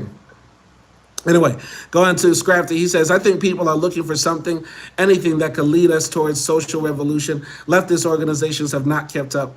That's why so many are led astray into parties like the ACP. That's a very good point. Yes, the ACP is very revisionist. And there's actually a good video on YouTube. I forgot who made it, who broke down the history of the ACP and how it's tied to this guy named LaRouche. I think his name is Jared LaRouche, who basically started to lead a type of Marxist cult of personality. He was an American guy, I believe, and that is like sort of the roots of the ACP. So yeah, it's a very strange organization and definitely a good example you brought up, Scrafty. So we are discussing the text and how it relates to today's conditions. Unless you can relate crime and punishment to the current text, it is unrelated. Jay Ryder says, for socialism is not, Jay Ryder says, for socialism is not merely the labor question. It is before all things the atheistic question, the question of the form taken by atheism today, the question of the Tower of Babel built without God. Okay, this is just bourgeois nonsense that just wants to equate socialism or Marxism in general with somehow being religious, which fundamentally it is not. There's no sort of faith that it takes to be a Marxist or be a socialist. It's not a belief structure. It's a logical standpoint that you come to after analyzing society. So I'm gonna continue here. All right, Gloria Watkins says, left can't go, little right, groceries, living. They have many criminals that kill businesses. People slap left out of third to, what the, rough on Americans? I have no idea.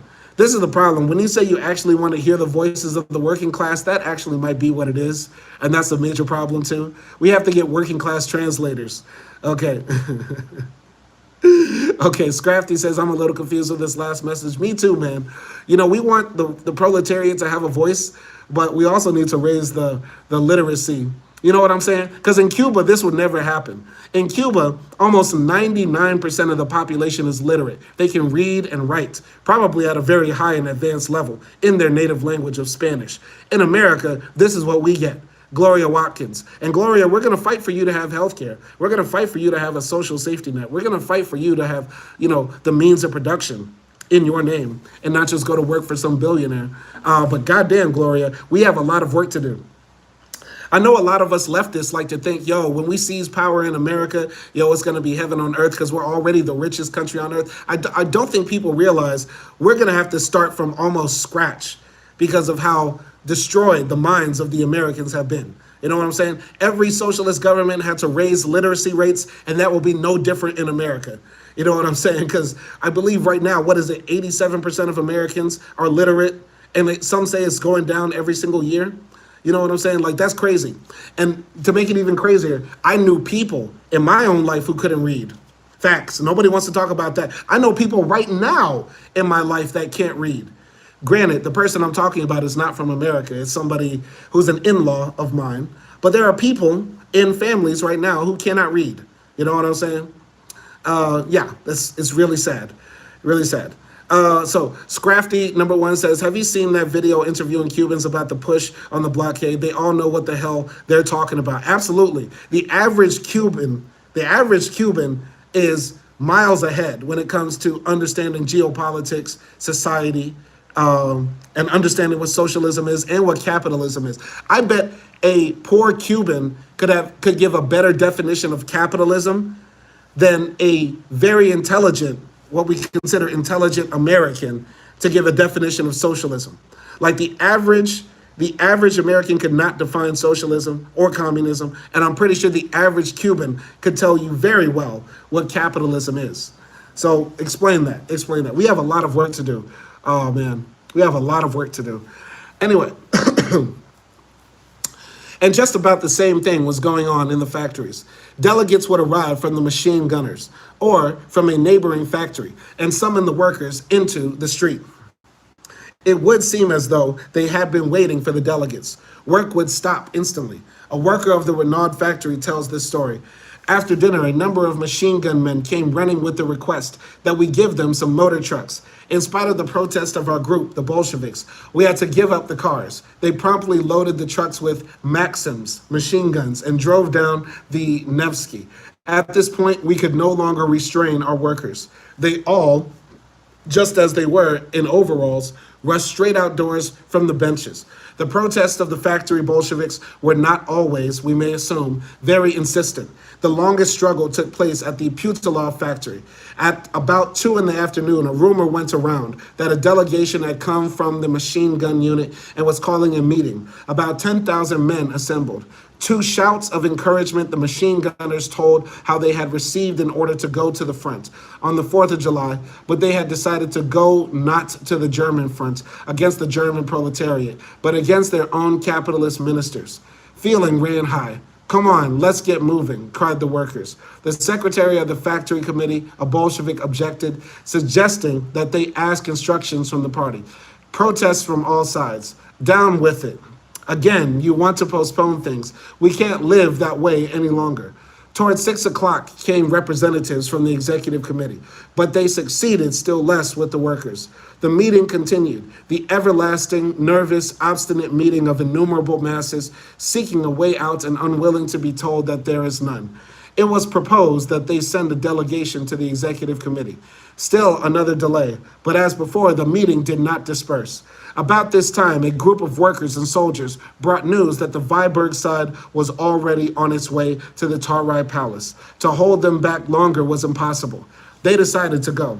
A Putilov worker, Efimov, ran to the district committee of the party to ask, "What shall we do?" The answer he got was, "We will not join the manifestation, but we can't leave the workers to their fate. We must go along with them." At that moment appeared a member of the committee, Chudin, with the word that the workers were going out in all the districts, and that it was up to the party men to maintain order. In this way, the Bolsheviks were caught up by the movement and dragged into it, looking around the while for some justification for an action which flatly contravened the official decision of the party. By 7 o'clock, the industrial life of the capital was at a complete standstill. Factory after factory came out, lined up and armed its detachment of the Red Guard. Amid an innumerable mass of workers, relates the Viborg worker Metalev, hundreds of young Red Guards were working away, loading their rifles. Others were piling cartridges into the cartridge chambers, tightening up their belts, tying up their knapsacks or cartridge boxes, adjusting their bayonets. And the workers without arms were helping the Red Guards get ready. Samponevsky Prospect, the chief artery of the Viborg side, was packed full of people. To the right and left of it stood solid columns of workers. In the middle of the prospect marched the machine gun regiment, the spinal column of the procession. At the head of each company went an automobile truck with its Maxims. After the machine gun regiment came the workers. Covering the manifestation as a rear guard came detachments of the Moscow regiment. Over every detachment streamed a banner, "All power to the Soviets." The funeral procession in March and the 1st of May demonstration were probably more numerous, but the July procession was incomparably more eager, more threatening, and more homogeneous in its composition. Under the red banners marched only workers and soldiers, writes one of the participants. The cockades of the officials, the shiny buttons of students, the hats of lady sympathizers were not to be seen. All that belonged to 4 months ago, to February. In today's movement, there was none of that. Today, only the common slaves of capital were marching. Damn. As before, automobiles flew through the streets in all directions, full of armed workers and soldiers, delegates, agitators, reconnaisseurs, telephone men, and detachments for calling out workers and regiments. They all had their bayonets advanced. The bristling motor trucks completed a picture of the February days, electrifying some, terrorizing others. The cadet Nabokov writes, "The same insane, dumb, beast-like faces which we all remember from the February days, that is, the days of that very revolution which the liberals had officially pronounced glorious and bloodless." By 9 o'clock, 7 regiments were already moving toward the Tarai Palace. They were joined on the way by columns from the factories and by new military detachments. The movement of the machine gun regiment developed a power of contagion. The July days had begun. You know, there's some leftists, there's some communists that might judge me because I still believe in God. Particularly, I'm a Muslim. But I do believe in the words of our prophet Isa, sallallahu alaihi wasallam. Isa said, "The first shall be last, and the last shall be first." The first shall be last, and the last shall be first. And think about this scene that Trotsky is painting here. Back in February, these workers were disorganized. They were looked at as like the beast of burden of the nation, the slaves to capital, the guys who went to work every day, you know, with their head down and their faces dirty, their fingers ruddy for 14-hour shifts, working in mines, in factories, and all types of wicked shit. And now, only a few months later, how many months that is from February to July, these guys are organized, militant, lined up in rows and regiments and columns, armed to the teeth, ready to take over their society, ready to seize the means of production in their hands. And now they're resolute, they're upright, they're strong men. You get what I'm saying? And that's what revolution does. That's what revolution does. That's what revolution zeal, as Scrafty number 1 said in the chat. That's what that does to you. You know what I mean? It puts that spine in your back. You know what I mean? Makes you stand up right. And that's what's so inspiring here about what happened in Russia. Because it might seem impossible now. It might seem impossible now in America how the working class is divided, poor, ignorant, stupid, somewhat lazy under capitalism, because capitalism creates these conditions for us to be in. But in a short amount of time, us same working mass, us who are slaves to capital and the bourgeoisie, can become something else. We can transform. That is revolutionary, not only on the outside, but also on the inside as well. And I find that so inspiring, the picture he's painting here. All right? All right? I'm going to put you in timeout, okay? All right? That brick says, that's funny. He says, are you a Mormon? That's funny. I am not a Mormon. No, no. So yeah, that's funny. That's funny. Are you a Mormon? Anyway, that's funny. Out of all the things, Marxist Mormons, I bet there's one Marxist Mormon. I gotta check on the CPUSA in Utah. I wonder what the CPUSA chapter in Utah looks like. Technically the club. Wonder what the Salt Lake City Club looks like. They got Marxist Mormons. They got no coffee drinking, special underwear wearing Marxists. You know what I mean? That'd be hilarious. There has to be one Marxist Mormon. We got to find the Marxist Mormon. I bet his name is Kevin too. I bet his name is Kevin. He has a 2-car garage. He still goes to the church every Sunday. He has never had a drink of coffee or alcohol. But by God, does he hate fucking, like, I don't know, diamond miners in South Africa. Like, he just has an axe to grind. Like, he saw a documentary back in like 1997 about exploitative mining practices in South Africa, and he's never gotten over it. He's never gotten over it. Kevin in Salt Lake City has an axe to grind against capitalism because he was radicalized by one documentary he saw in 1997. Scrafty #1 says they would be so useful. They could just go anywhere. Yes, because those are some white people, boy. In Utah, they are white. Those are the... I know the white supremacists are like, why can't we have our own homeland? There already is a white supremacist homeland. It's called Utah. Utah and Idaho. You know what I'm saying? If they want to have a state, the whites can have their own state. It's called Utah. It's called Idaho, man. Anyway, I'm sorry. By the way, guys, this is a kind of a long chapter. This is a long chapter. We're on page 493, and the book, or chapter 23, doesn't end until about page 512. So we still have about, 20 more pages to go. So I don't want to hold anybody up. I'm not making y'all stay. If you ever get tired, because we do marathon readings here, you know, you could always dip out, letting you know. All right? I've been going so hard. I need a water break. Yeah, we're more than an hour and a half in. I haven't had a drink of water. That's crazy. All right, anyway. Meetings were held on the march. Shots rang out. According to a worker, Korotkov, they dragged out a cellar on the Litany, a machine gun, and an officer whom they killed on the spot. Damn. They dragged out of a cellar on the Litany a machine gun and an officer whom they killed on the spot. These motherfuckers were militant, man. They were wilding. All conceivable rumors ran ahead of the demonstration. Fears rayed out from all its sides, like beams of light. What imaginable thing was not reported over the telephones from the frightened central districts?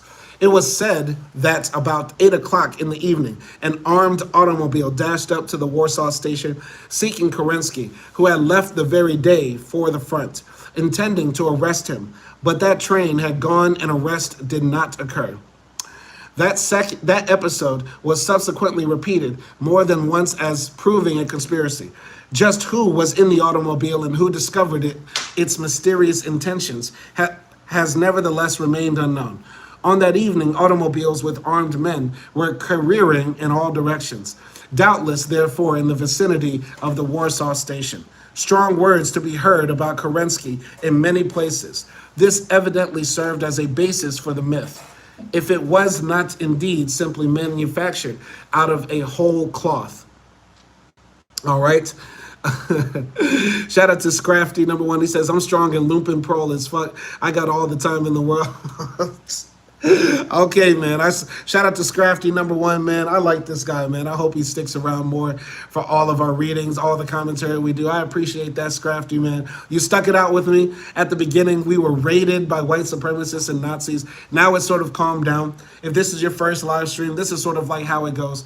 The first 15 minutes, possibly sometimes even to an hour, we're just getting attacked from fascists and white supremacists and trolls up in the chat. And then they sort of taper off. Then there's just like some people that are actually here to engage with what I'm talking about still remaining. And then after some time, those people dwindle out too. I mean, that's just how it is. That's life. You know what I'm saying? So, yeah, I do this reading, though, for posterity, to educate myself. And one chapter a day keeps the brain from melting away. So that's all I'm doing. I'm tackling one of Trotsky's longest books and possibly one of the most important books for us Marxists to read. I'm tackling it one chapter at a time. And technically, we're about halfway through with the book. We're almost halfway through with the book, technically, because I think there's like 42 odd chapters or so. Anyway, so continuing here. By the way, I have a question, one more question, and this is now a question where y'all can talk about books. What do you think are some Marxist reading essentials? Let's say you've already read the manifesto. You've read the manifesto, but you haven't read like the German ideology or anything like that. What do you think are Marxist essentials? And they don't even have to be written by Marx, you know? So tell me what you think, okay? What are some Marxist essential texts? No number, no cap. Anyway, Izvestia sketched the following outline of the events of July 3rd. At 5 o'clock in the afternoon, there came out armed the first machine gun, a part of the Moscow, a part of the Grenadier, and a part of the Pavlovsky regiments. They were joined by crowds of workers. By 8 o'clock in the evening, separate parts of regiments began to pour toward the palace of Kashenskaya, armed to the teeth and with red banners and placards demanding the transfer of power to the Soviets. Speeches were made from the balcony. At 10:30, a meeting was held on the square in front of the Tarai Palace. The troops elected a deputation to the All-Russian Central Executive Committee, which presented in their name the following demands: removal of the 10 bourgeois ministers, all power to the Soviets, cessation of the offensive, confiscation of the printing plants of the bourgeois press, the land to be state property, state control of production, aside from certain prunings, parts of regiments instead of regiments, crowds of workers instead of entire factories. You may say that the official report of Setzarelli and Dan does not distort the general picture of what happened. In particular, it correctly notes the two focal points of the demonstration: the private residence of Kashenskaya and the Tarai Palace. Both spiritually and physically, the movement revolved around those two antagonistic centers. It came to the house of Kashenskaya for instructions, leadership, inspirational speeches. To the Tarai Palace, it came to present demands and even to threaten a little with its power. All right. So, Scrafty number one says Black Shirts and Reds by Michael Parenti. That's a good one. I haven't read any Michael Parenti, but I've listened to a lot of Michael Parenti speeches. Very good. Rest in peace, Michael Parenti, for real. I recommend that one to everyone first. That's very good because Parenti was an intellectual who was very good at communicating socialist ideas to the public. Michael Parenti will be greatly missed. Michael Parenti will be greatly missed. We've lost actually so many people that are actually very, very important for the movement. You know, Asada died last year. Michael Parenti died this year. You know what I'm saying? Didn't Hobsbawm die? I think Hobsbawm died this year. You know what I'm saying? So yeah, there's a lot of actually very important socialists and Marxist writers and thinkers that are passing away. You know, the 20th century is behind us. It's the 21st century. So now we need some 21st century intellectuals and thinkers. You know what I'm saying? We gotta get Zizek out the paint. We gotta get Zizek out the paint. We gotta get other people, in place and in power. You know what I'm saying? When it comes to the ears and eyes of communicating socialism. I think Richard Wolff still has a few more years on him. You know what I'm saying? So that's good to hear. But what do y'all think? Because I do think a new generation will follow, like Hassan. And I do think Hassan is pretty radical, but I do think there's still more for him to go. I think Hassan can become more radical and also more influential as well. So I do think there's a future. I do think there's a future for Hassan, to radicalize the next generation. But who else? Who else is on the horizon that's rising up to replace the Michael Parentis, the Asadas, the Hobsbombs, etc. Richard Wolff is a lot of people's first exposure to Marxism. You know what I'm saying? But I was first exposed to Marxism through Huey P. Newton. You know what I'm saying? I think one of the most influential Marxist books that I ever read was the Huey P. Newton Reader. Not that long of a book. It was actually a collection of writings, not even all of Huey P. Newton's writings.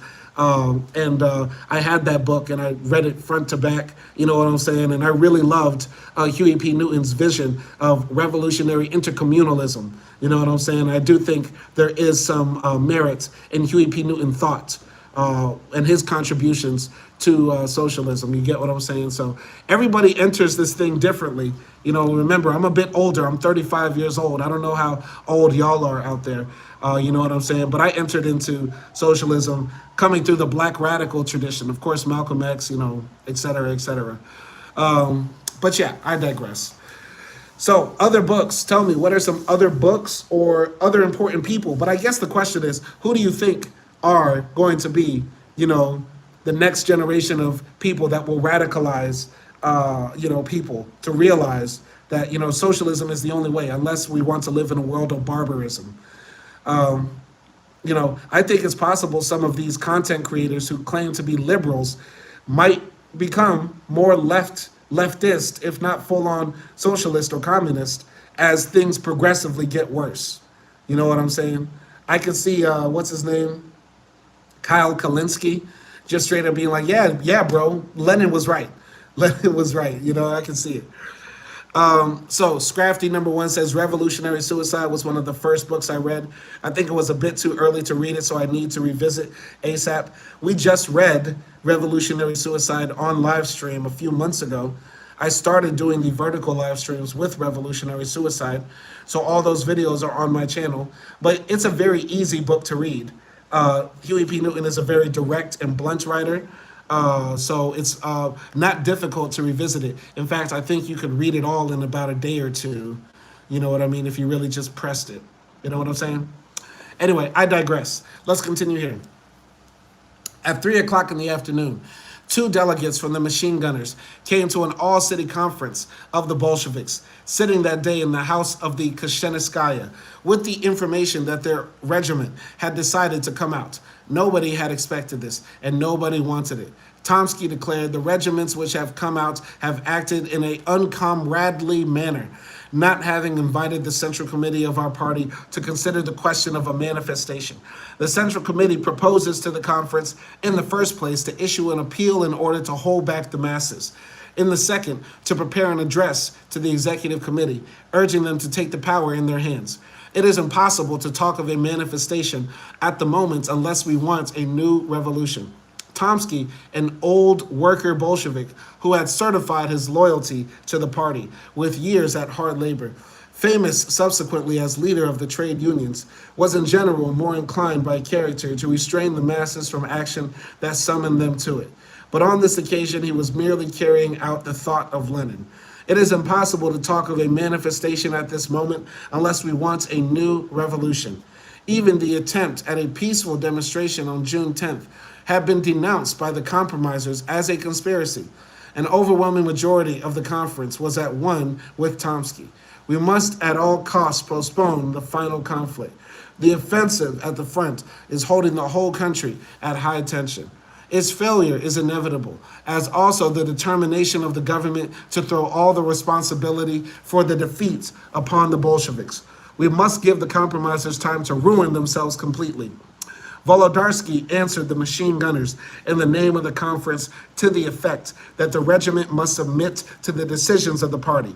The machine gunners departed with the protest. At 4 o'clock, the Central Committee confirmed the decision of the conference. Its members dispersed to the districts and factories to restrain the masses from going out. Appeals to the same effect were sent to Pravda to be printed on the front page the following morning. Stalin was appointed to bring the decision to the attention of the joint session of the executive committees. There remains, therefore, no doubt whatever as to the intention of the Bolsheviks. Their Central Committee addressed an appeal to the workers and soldiers. Unknown persons are summoning you into the streets under arms, and that proves that the summons does not come from any one of the Soviet parties. Thus, the Central Committees, both of the party and the Soviet, proposed, but the masses disposed. Fascinating. All right, continuing here. At 8 o'clock in the evening, the machine gun regiment, and soon after it, the Moscow regiment, came up with the palace of Kashenskaya. Popular Bolsheviks, Nevsky, Lashevich, Podolsky, speaking from the balcony, tried to send the regiments home. They were answered from below, "Doloi, Doloi." Such cries the Bolsheviks' balcony had never yet heard from the soldiers. It was an alarming sign. Behind the regiments, the factories began to march up.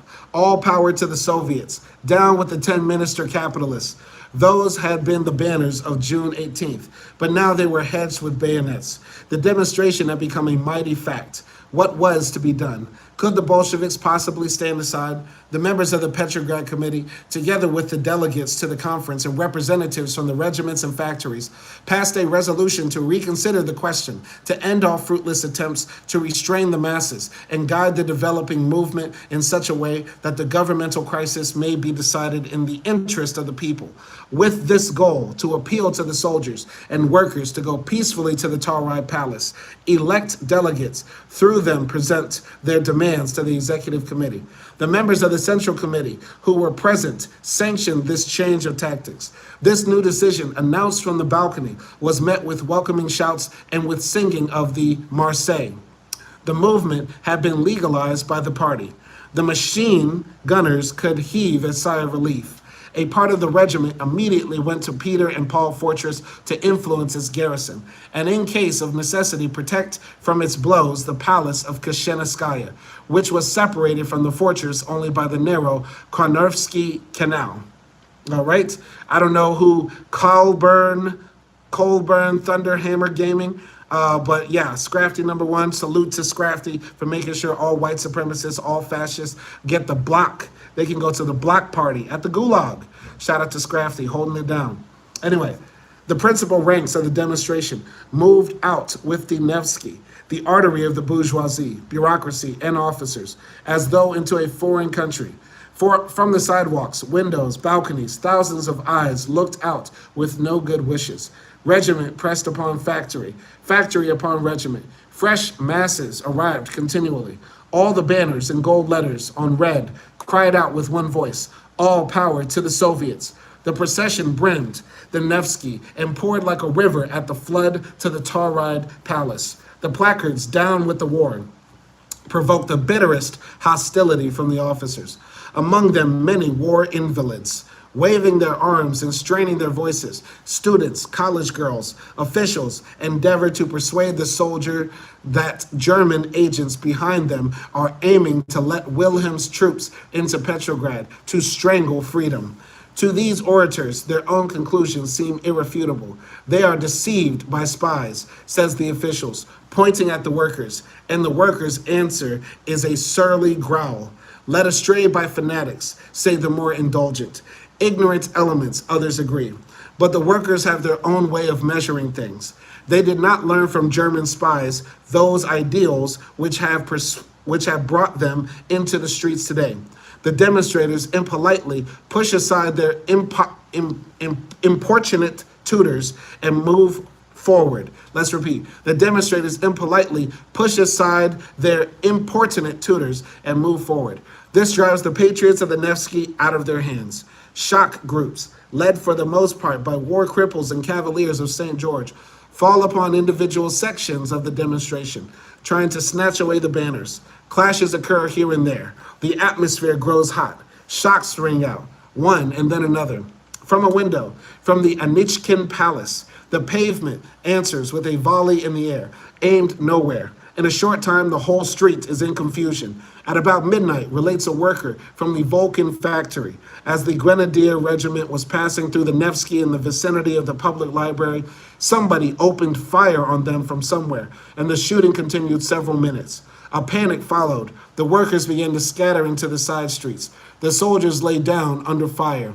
They had learned that in the war school, that midnight scene on the Nevsky, with Grenadier Guards lying down on the pavement, was a fantastic spectacle. Neither Pushkin nor Gogol, singers of the Nevsky, ever imagined it thus. Moreover, there was reality in this fantasia. Dead and wounded men stayed there on the pavement. So, yeah, Trotsky is saying that the workers wanted to continue to press for all power to be to the Soviets, saying that the people really were behind this movement. It wasn't really the Bolsheviks. They begrudgingly went along with the people who wanted to overthrow their system. So this is very inspiring for us. Let us never forget that the power is in the people's hands. Very, very inspiring stuff that we're reading right here. Once again, this is a long chapter. We still have a few more pages to go. Actually, I was wrong. It's not until 512. It's till 504. So we only have about, 5 more pages to read in the live stream. So if you want to stick it out with me, I'd be more than happy to chill with y'all and knock out these last few pages. I believe Trotsky is going to give a conclusion here to this chapter of the July days, when it was hot in the streets of Russia. The workers were agitated. They wanted to overthrow the system. And finally, they're getting some taste of real revolutionary praxis. Continuing. All right, let me check the horizontal stream, though, real quick. Let me make sure it's still going. All right. All right, yes. Both streams are still going right now. We're still rocking. Okay. So, the Tauride was living a life of its own in those days. In view of the resignation of the cadets, both executive committees, the workers, soldiers, and the peasants, had met in joint session to consider a discourse of Tsetserelli on how to pour out the coalition bath without the baby. The secret of this operation would undoubtedly have been discovered in the long run if the restless suburbs had not intervened. A telephone communication about the manifestation under preparation by the machine gun regiment produced frowns of anger and vexation on the faces of the leaders. Can it be that the soldiers and workers will not wait until our newspapers bring them salvation in the form of a resolution? Oblique glances were cast in the direction of the Bolsheviks. But for them, too, this time, the demonstration was a surprise. Kamenev and other representatives of the party, who happened to be present, even agreed at the end of the day's session to go out to the factories and barracks and attempt to restrain the masses from going out. This gesture was afterward interpreted by the compromisers as a military trick. The executive committee, as usual, hastily adopted a proclamation declaring any manifestation an act of treachery to the revolution. But even so, how were they going to deal with the governmental crisis? A way out was found. They would leave the mutilated cabinet as it was, postponing the whole question until the provincial members of the executive committee could be summoned. To drag things out, to gain time for your own vacillations, is not that the most ingenious of all political policies? All right? Scrafty number 1 says, I'm reminded of the Romanovs. They've been a commonly brought up point in discussions recently. How so? How so? Yeah, very interesting also how Trotsky doesn't really mention the Romanovs, even though we know what happened to the Romanovs when the Bolsheviks really took power, after October. But I would like, to know what they're up to, because last thing I remember is that Nicholas II's train was sort of intercepted and he was arrested, and I forgot where they placed him. He's somewhere in this story. Anyway, continuing here. Only in their struggle against the masses did the compromisers consider it unwise to lose time. The official apparatus was immediately set in motion to prepare arms against the insurrection, for so they named the demonstration from the very beginning. The leaders searched everywhere for armed forces to defend the government and the executive committee. Over the signature of Trotsky and other members of the Presidium, demands were sent to various military institutions to send to the Telluride Palace armored cars, 3-inch guns, and shells. At the same time, almost every regiment received orders to send armed detachments for the defense of the palace. But they did not stop there. Their bureau telegraphed an order that same day to the front, to the 5th Army, stationed nearest the capital, to send to Petrograd a cavalry division, a brigade of infantry and armored cars. The Menshevik Voitinsky, to whom was allotted the task of protecting the executive committee, let the whole thing out later in his retrospective survey. The entire day of July 3rd was spent in getting together troops to fortify the Telluride Palace. Our problem was to bring in at least a few companies. At one time, we had absolutely no forces. 6 men stood at the doors of the Telluride Palace without power to hold back the crowd. And again, on the first day of the demonstration, we had at our disposal only 100 men. We had no other forces. We sent out commissars to all the regiments with a request to give us soldiers to form a patrol. But each regiment looked to the next to see what it was going to do. We were compelled at whatever cost to put a stop to this outrage, and we summoned troops from the front. It would be difficult, even with malice aforethought, to devise a more vicious satire upon the compromisers. Hundreds of thousands of demonstrators were demanding the transfer of power to the Soviets. Trotsky, standing at the head of the Soviet system, and thus the logical candidate for premier, was hunting for armed forces to employ against the demonstrators. This colossal movement in favor of power to the democracy was denounced by the democratic leaders as an attack upon the democracy by an armed gang. Okay, go into the comments. Scrafty number 1 says, the deaths of the Romanovs have been used against Marxists. People have said it was proof that Marxists are evil. I think it's good to bring up because it proves that decisions were being made by Reds. The Red Army made that decision on the spot, though Lenin sent a letter planning to simply remove them from office. He got a letter back that they were already dead. It was undeniable that their legacy was political power. Yeah, I don't really care if people want to say that Marxists are evil, communists are killers because they killed the king. Nobody says the same thing about liberals. Literally, the heart of liberalism goes back to the wars in England where they ended up literally beheading the king. Now, is anybody going to say liberalism is inherently evil or bad, even though probably more blood has been on the hands of liberals than there have been on us leftists? So, yeah, it's absolutely ridiculous. If somebody brings that up, that's a non-argument. That's a non-fucking argument, okay? If somebody says, communists are bad because look what they did to the Romanov family. They killed an entire family of, basically overlords of their country who had no problem sending hundreds of thousands of Russian men to die in a ceaseless war, knowing that they were losing the war. If somebody said that's a non-fucking argument, because every society at some point killed their king, okay? Everybody ran up in the castle every now and then and beheaded the king. That's not a big deal. And the king's family as well. Somebody's going to tell me that liberalism is bad because in the French Republic, they guillotined Marie Antoinette when she was just riding along. She wasn't even powerful.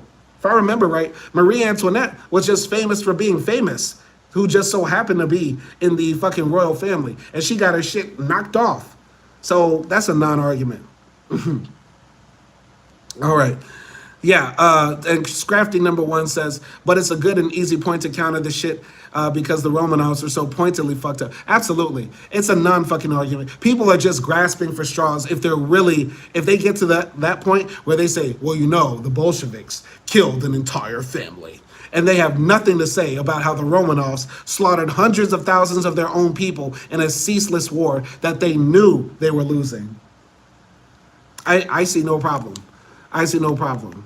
And it's a non-fucking argument. That's so stupid. I'm going to continue here. Yeah.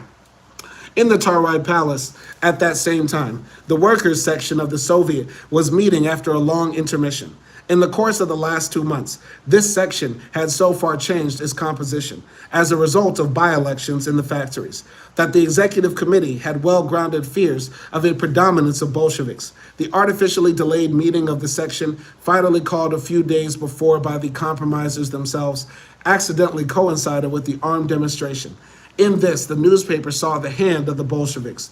Zinoviev, in a speech to the section, convincingly developed the thought that the compromisers, being allies of the bourgeoisie, were unable and unwilling to struggle against the counter-revolution, since that word meant to them only individual manifestations of Black Hundred hooliganism. It did not mean what it was, a political union of the possessing classes for the purpose of strangling the Soviets as centers of the resistance of the toiling masses.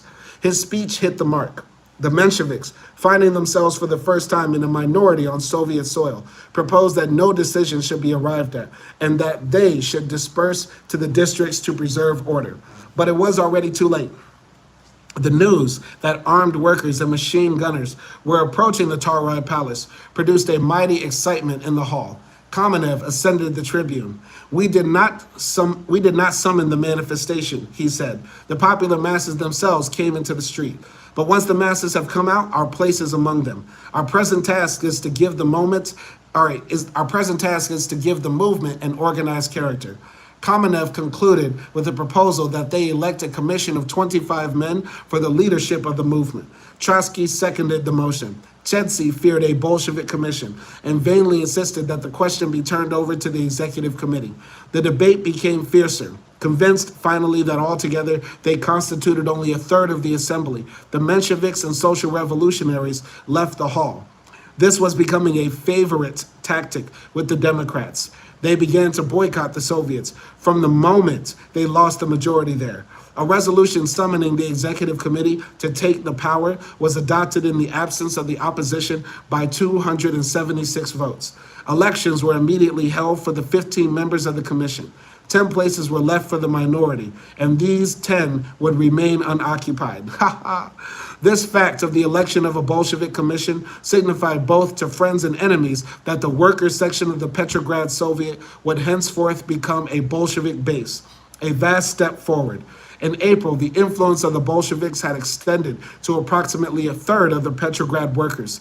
In the Soviet of those days, they occupied a wholly insignificant sector. Now, at the beginning of July, the Bolsheviks were sending to the workers' section about 2/3 of its members. That meant that among the masses, their influence had become decisive. All right, going to the comments here. Kirkham Down Stalin is in the horizontal live stream scene. He says, facial hair got my man looking like Lenin. You know, I just try to be Mela Lenin. No? Is that a good one? Is that a good one or is that corny? Do I get a tomato or do I get an applause for that? Mela Lenin, get it? Like melanin, Mela Lenin? No. Okay, boo, tomato. Anyway, Kirkham Down Stalin says, they tried to make a movie of Romanov propaganda. They were not a good family. It feels exactly like the Israeli shit today. They cooked this fuck in the Western narrative.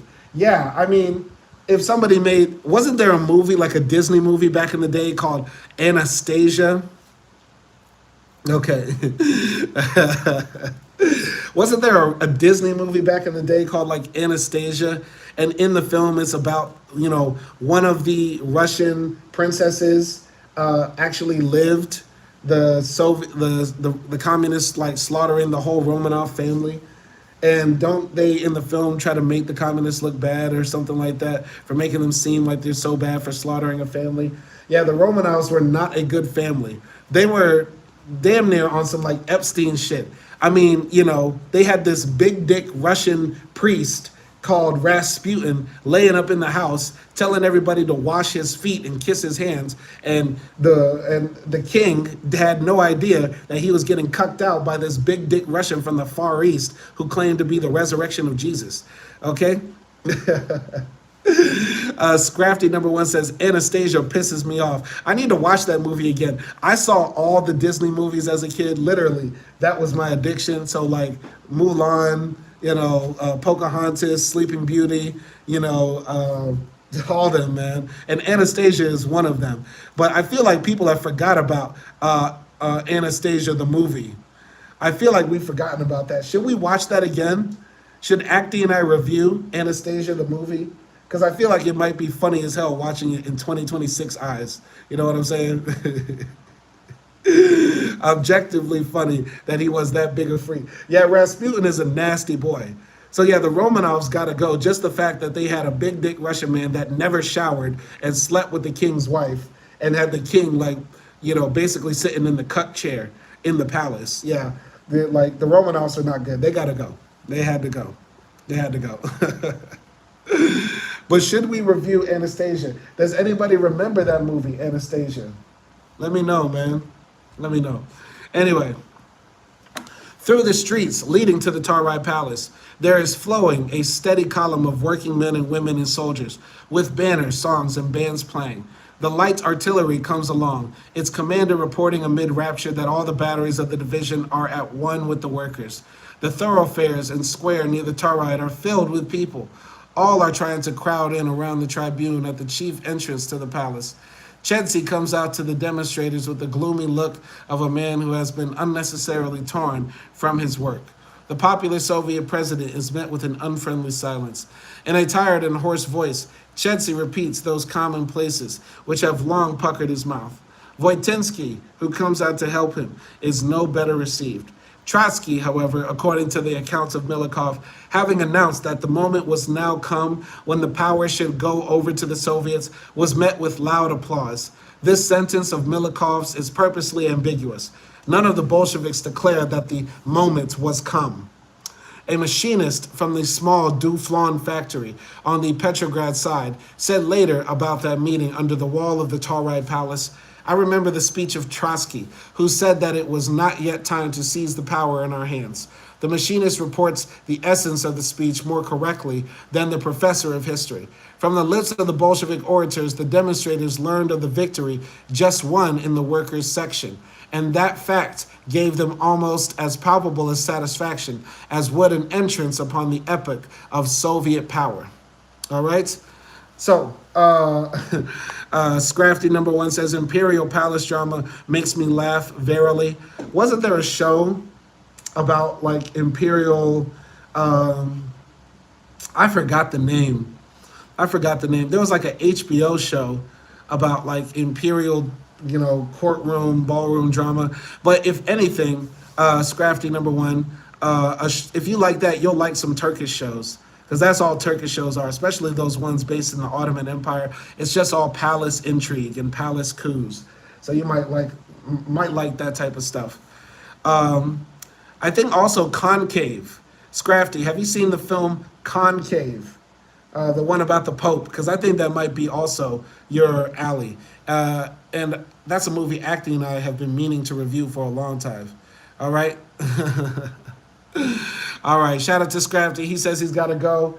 Welcome our new commissar, Scrafty number one. He's a cool guy. We got two commissars right now, Kirkham Down Styling and Scrafty number one up in the live stream. Shout out to both of them, holding it down. And yeah, let's continue here. The joint session of the executive committee met again a little before midnight. Just then, the grenadiers were lying down on the Nevsky. On a motion from Dan, it was resolved that only those could remain at the meetings that would bind themselves in advance to defend and carry out its decisions.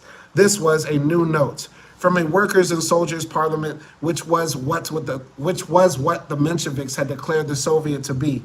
They were trying to convert it into an administrative organ of the compromised majority.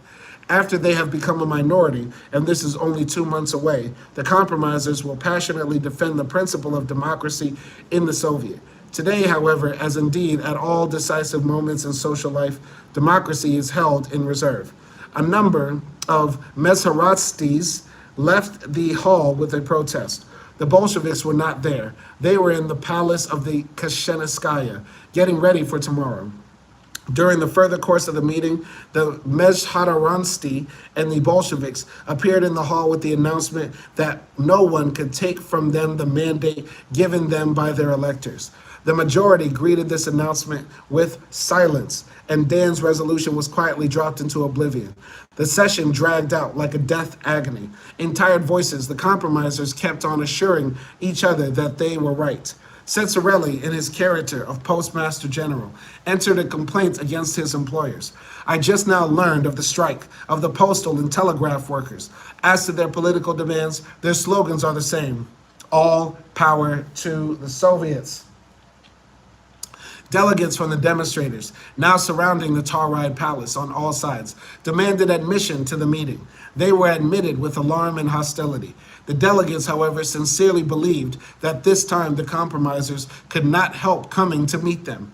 Had not today's issues of the Menshevik and Social Revolutionary papers wrought upon the resignation of the cadets, themselves exposed the intrigues and sabotage of their bourgeois allies. Moreover, the workers' section had come out in favor of a Soviet government. What else was there to wait for? But their fervent appeals, in which hope still mingled with indignation, dropped impotent and inappropriate into the stagnant atmosphere of that parliament of compromise. The leaders had but one thought: how quickest to get rid of their uninvited guest. To suggest that they withdraw to the gallery, to drive them back into the street to the demonstrators, would be indiscreet. In the gallery, machine gun men were listening with amazement to the evolving debate, which had only one goal: to gain time. The compromisers were waiting for reliable regiments. A revolutionary people is in the streets, cried Dan, but that people is engaged in a counter-revolutionary work. Dan was supported by Abramovich, one of the leaders of the Jewish Bund, a conservative pedant whose every instinct had been outraged by the revolution. We are witnesses to a conspiracy, he asserts, in defiance of the obvious. And he proposes to the Bolsheviks that they openly announce that this is their work. I have to pause right here. This is funny because so many people claim that the Bolsheviks taking over Russia was a Jewish conspiracy, even though only a handful of the top Bolsheviks were Jews, such as Trotsky. But it's funny here because the Jewish Bund, which, if I remember right, in Lithuania, they were very radical. The Bund are essentially like socialist Jews who created like autonomous zones, if I remember right, in Lithuania or Latvia. I forgot which Baltic country, etc. But this was all part of the Russian Empire, etc., etc. The Bund was against the Bolsheviks. So the Jews are looking at the Bolsheviks and saying, this is a conspiracy. I mean, come on. I mean, the jokes write themselves. That's pretty funny. The Jews are looking at the Bolsheviks and saying, you guys are a conspiracy from abroad. I don't know who's funding you, but it ain't us. I'm sorry, that's just funny. That's just funny. And I stand against anti-Semitism. You know what I mean? I am not an enemy to Jewish people at all. I love Jewish people. You know, Jewish girls are some of the hottest girls on the planet, in my opinion. Even though that means nothing. That's like somebody saying, I'm not racist, I love black pussy. But I'm just saying, I'm just throwing everything against the wall to fight accusations for anybody who's going to clip that out of context that somehow Simon Hill hates Jewish people. But I think it's funny. I think it's very funny that the Jews at the time are saying the Bolsheviks are a conspiracy, if I'm understanding that right. All right. Gloria Watkins says the wording is ironic, nothing close. I don't know what you're saying, Gloria. You have to explain yourself better. Okay? So, Cesarelli deepens the discussion. To go out into the streets with the demand, all power to the Soviets, is that to support the Soviets? If the Soviets so desired, the power would pass to them. There is no obstacle anywhere to the will of the Soviets. Such a manifestation is not along the road of revolution, but of counter-revolution. These considerations the workers' delegates could not possibly understand. It seemed to them that the high-up leaders were a little bit out of their heads. The meeting at last resolved once more, by all votes except 11, that an armed manifestation would be a stab in the back of the revolutionary army, etc., etc. The meeting adjourned at 5 o'clock in the morning. The masses were gradually gathered back into their districts. Armed automobiles traveled all night, uniting regiments, factories, and district centers. As in the last days of February, the masses spent the night, casting the balance of the day's struggle. But now they did this with the aid of a complicated system of organizations, factory, party, and regimental, which conferred continually. In the districts, it was considered self-evident that the movement could not stop halfway. The executive committee had postponed the decision about the power. The masses regarded that as a wavering. The conclusion was clear. We must bring more pressure to bear.